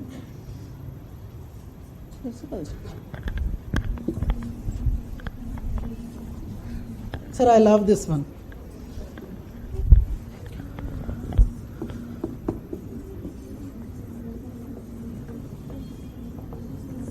क्या हो रहा है? भाव लगा रहे हो? Suitor service. Suitor services. The groom serving or demonstrating his capability by doing a thing to the bride's family. You are offering a service to the bride's family so that if they are convinced, you get married. Eskimo is an example for that. In Eskimo society, the to-be groom has to prove his capabilities by hunting a seal and gifting to the girl's father. It is to show that, see, I have a capability of feeding your daughter. Not that she will go foodless once she is married to me. It is not simply that. In several Andaman Island communities, there is a practice that the groom serves in the household of the girl's parents. And the service, meaning that all kinds of service, making the house, taking care of the cattle, things like that. After doing all this, if they are convinced, they would. Sometimes, even after marriage, even children are born, he is still in the suitor service. कोई और मिला नहीं, तुम ही कर लो. अदेलो cinema ఉంది సిద్ధార్థ ఏంటది చా మాకు తెలియదు మరి. I not that అనండి కదా, రాసుకోండి please. Right down. Malinowski studied redistribution. Malinowski studied redistribution and barter exchange among Trobriand societies. Among Trobriand societies. I am giving 3 examples there. Start with the first one. The Kula exchange. The Kula exchange. Kula. It was first studied by Malinowski.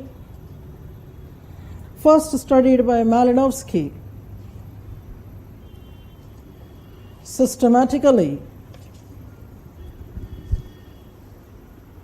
during his fieldwork.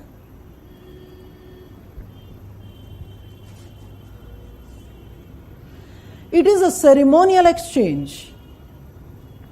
It is a ceremonial exchange between 4 principal tribal groups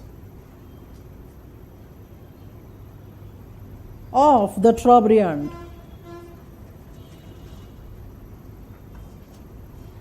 That is Mailu,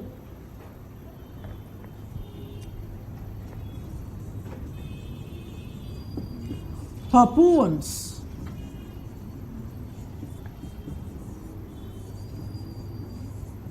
Mailu, Papuans, Pygmies,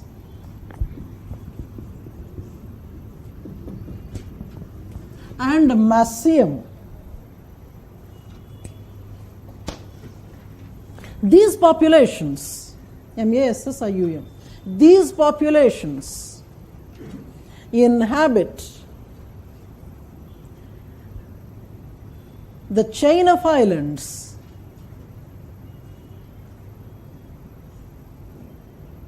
near Papua New Guinea. Chain of islands near Papua New Guinea, Oceania. It is a barter exchange. It is a barter exchange that takes place through gifts, hospitality, and trade.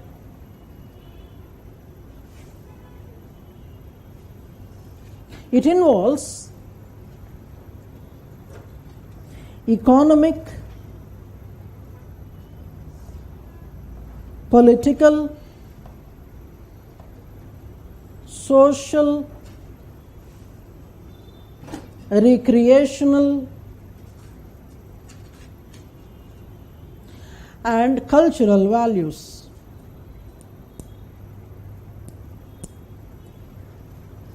It is a trade practiced by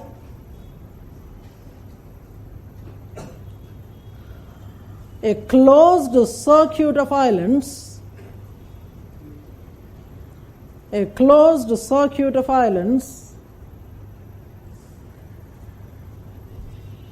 between which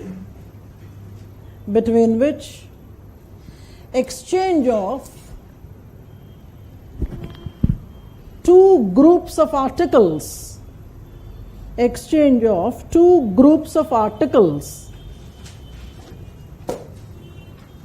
is carried on.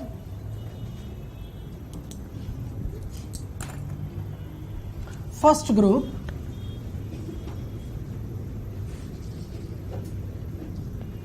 Saulava, Soulava. Saulava. It consists of shells, shell, SHELL, and red shell necklaces,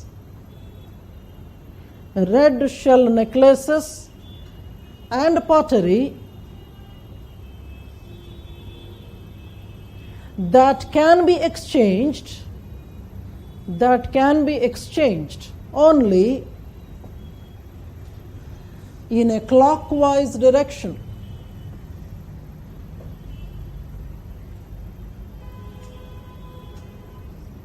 Second one.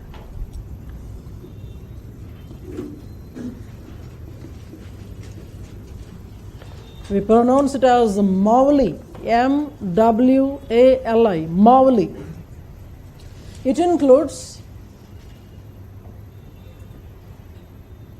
white shell armbands, bracelets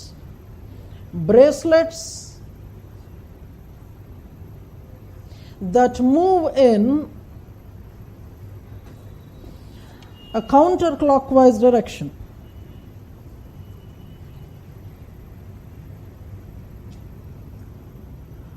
Either of them, right in the next line, either of them do not have commercial value. The exchange is regulated by traditional rules and conventions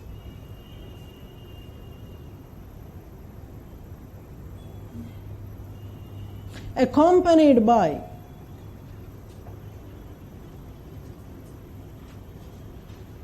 magical rituals and public ceremonies.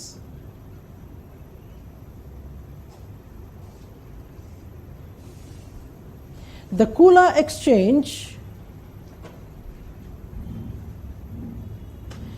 also has, right in quotes, Jajmani also has Jajmani kind of relations.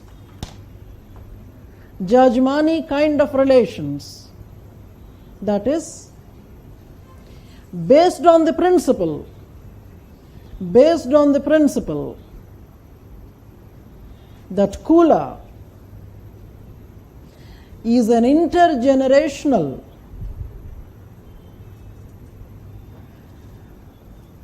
interfamilial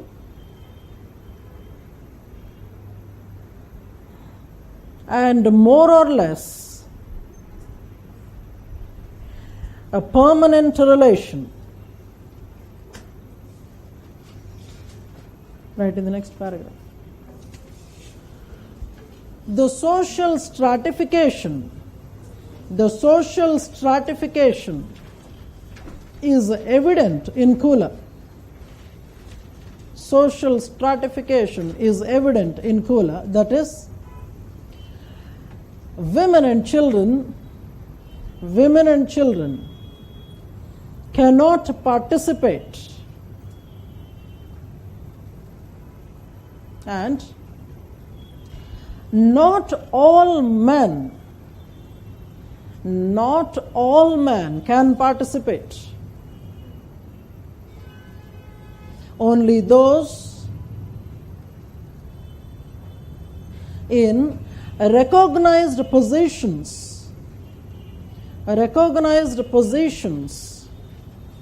in the society, from religious and political fields,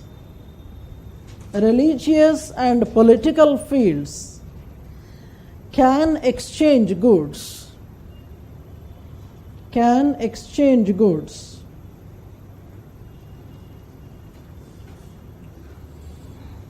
Hence, Kula is not a simple exchange.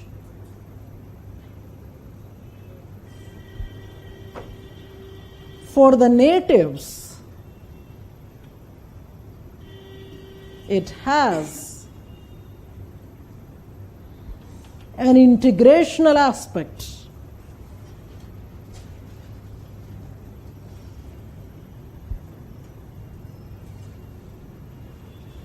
Malinowski's study brought out the changing nature of Kula. That is, over a period of time,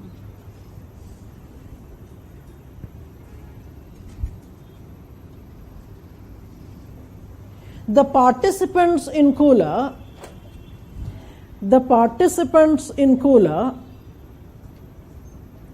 started exchanging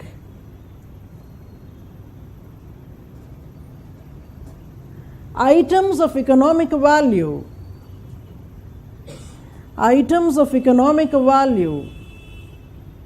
along with ceremonial items.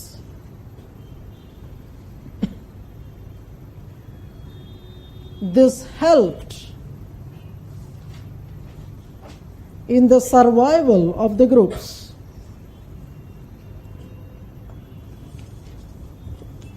Secondly,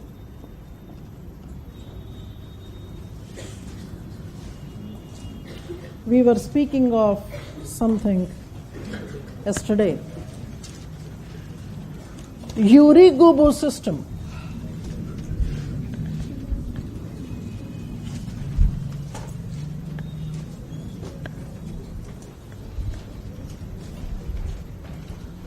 Yuri-Gubu system. It refers to the practice of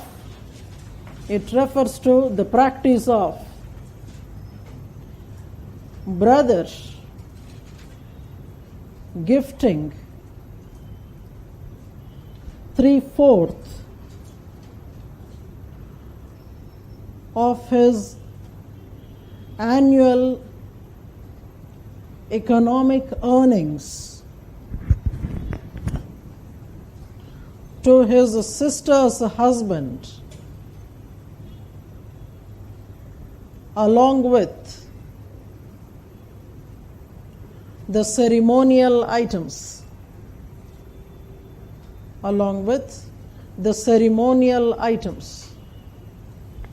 Right, the third one. Vasi system. WASI. Vasi system. It is similar to Kula.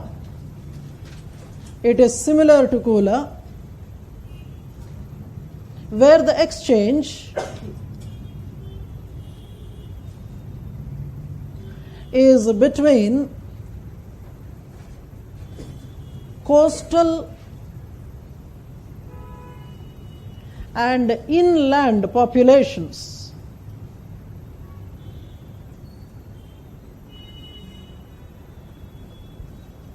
Coastal communities give away fish, and inland populations give food grains and other tubers.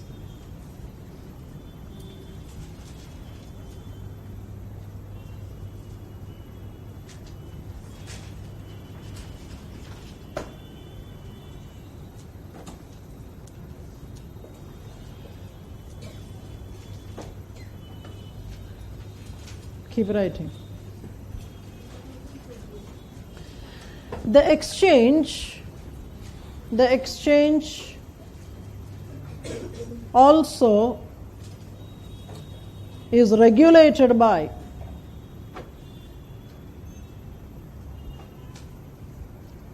certain rules,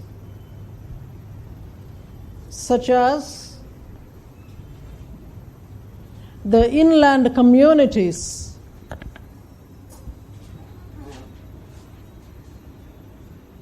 not to indulge in fishing in the rivers and restricting fishing to the lakes and only as a supplementary source of food.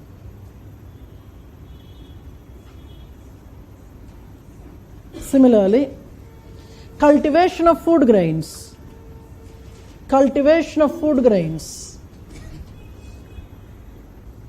is largely a reserved activity,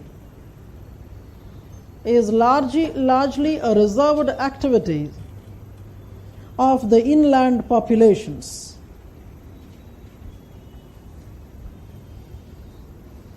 Right in the next paragraph. Malinowski studied the importance given to magic and rituals associated with magic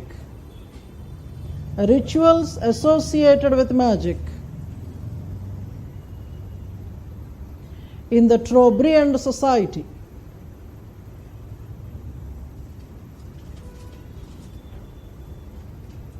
He presented the difference in intensity and length in time associated with the kind of activities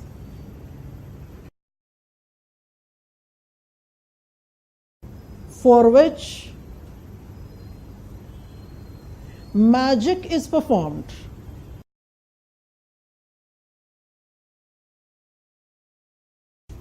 Clear distinction was made between the coastal and high sea fishing.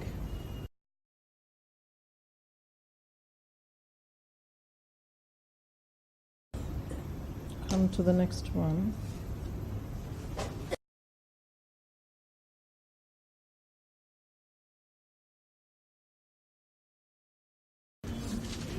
Right aside head there.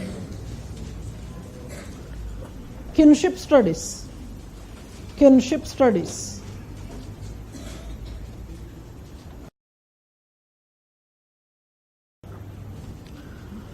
The nature of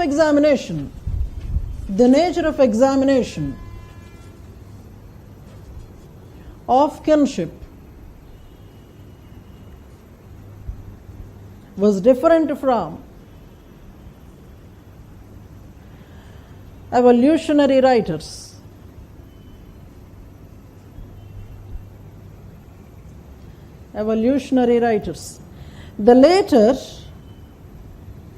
The later concentrated on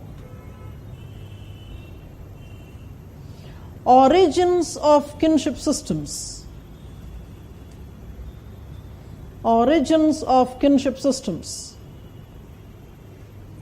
Morgan from evolutionism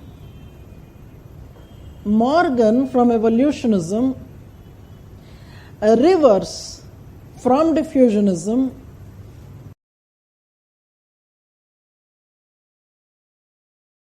presented kinship terminologies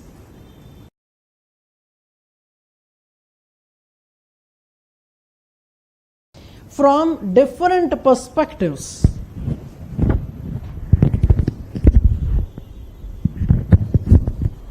They examined the classificatory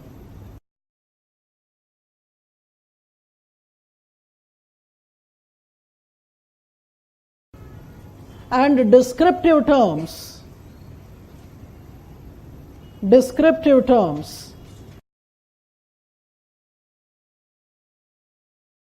from evolutionary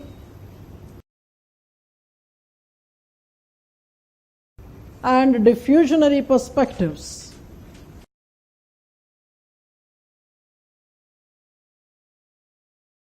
For Malinowski,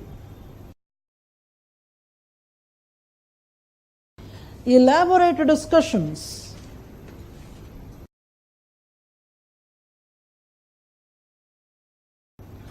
on the terminology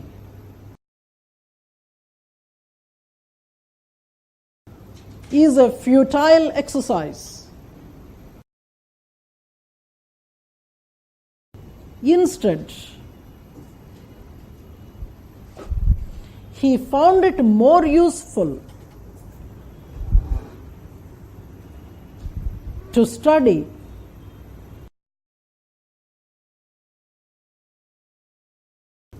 the role or functions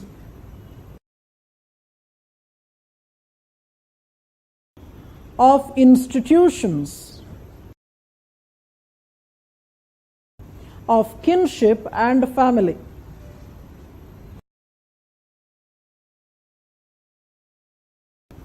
Both of them have to deliver certain functions to fulfill specific individual needs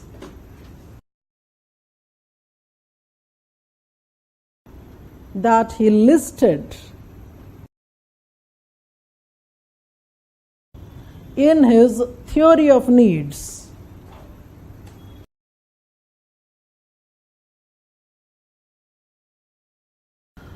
Within kinship terminologies,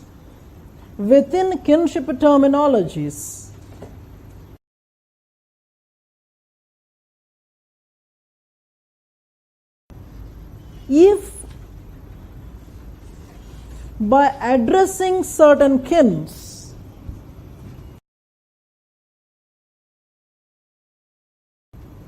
with a specific title,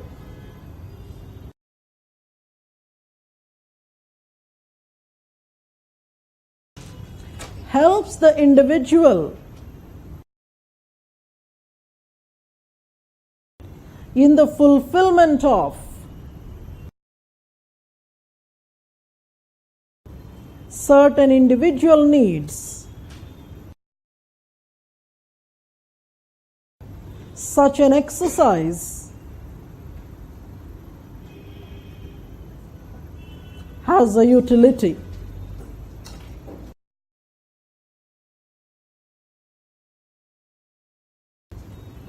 But in most of the cases,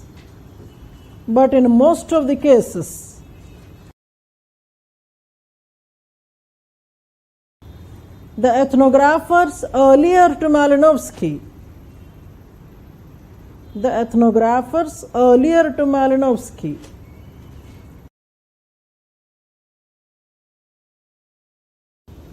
did not use the utilitarian perspective.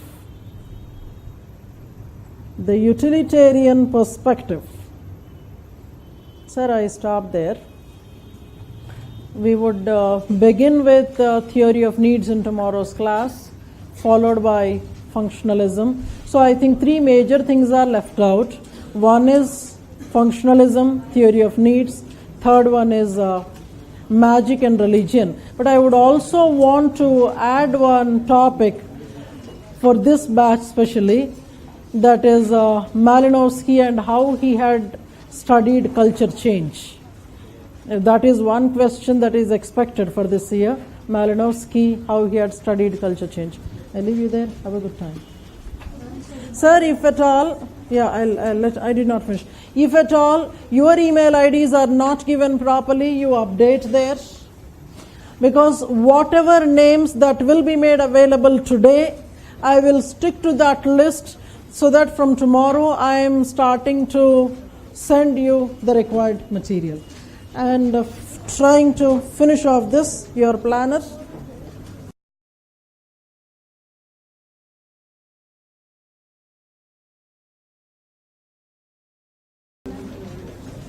This is your 10th lecture.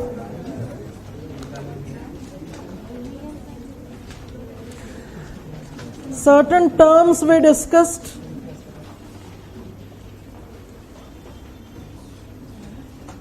Reciprocity,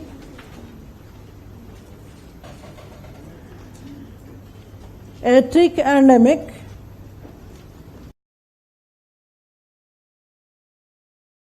and you were laboriously writing down on Malinowski. We will be continuing the writing in tomorrow's class. Sources. I have the class notes. कौन सा था? आपने तो देखा नहीं, हाँ? हाँ. That is your assignment.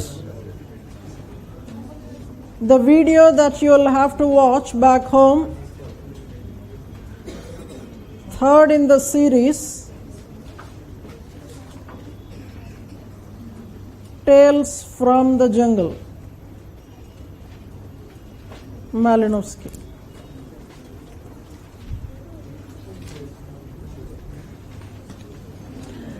I think by the Monday, I'll be giving you the schedule of tests. Syllabus I will not be mentioning there, but you will know the schedule of tests.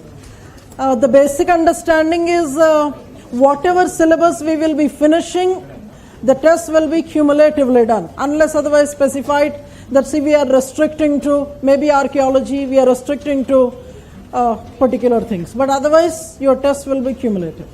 Have a good time, sir.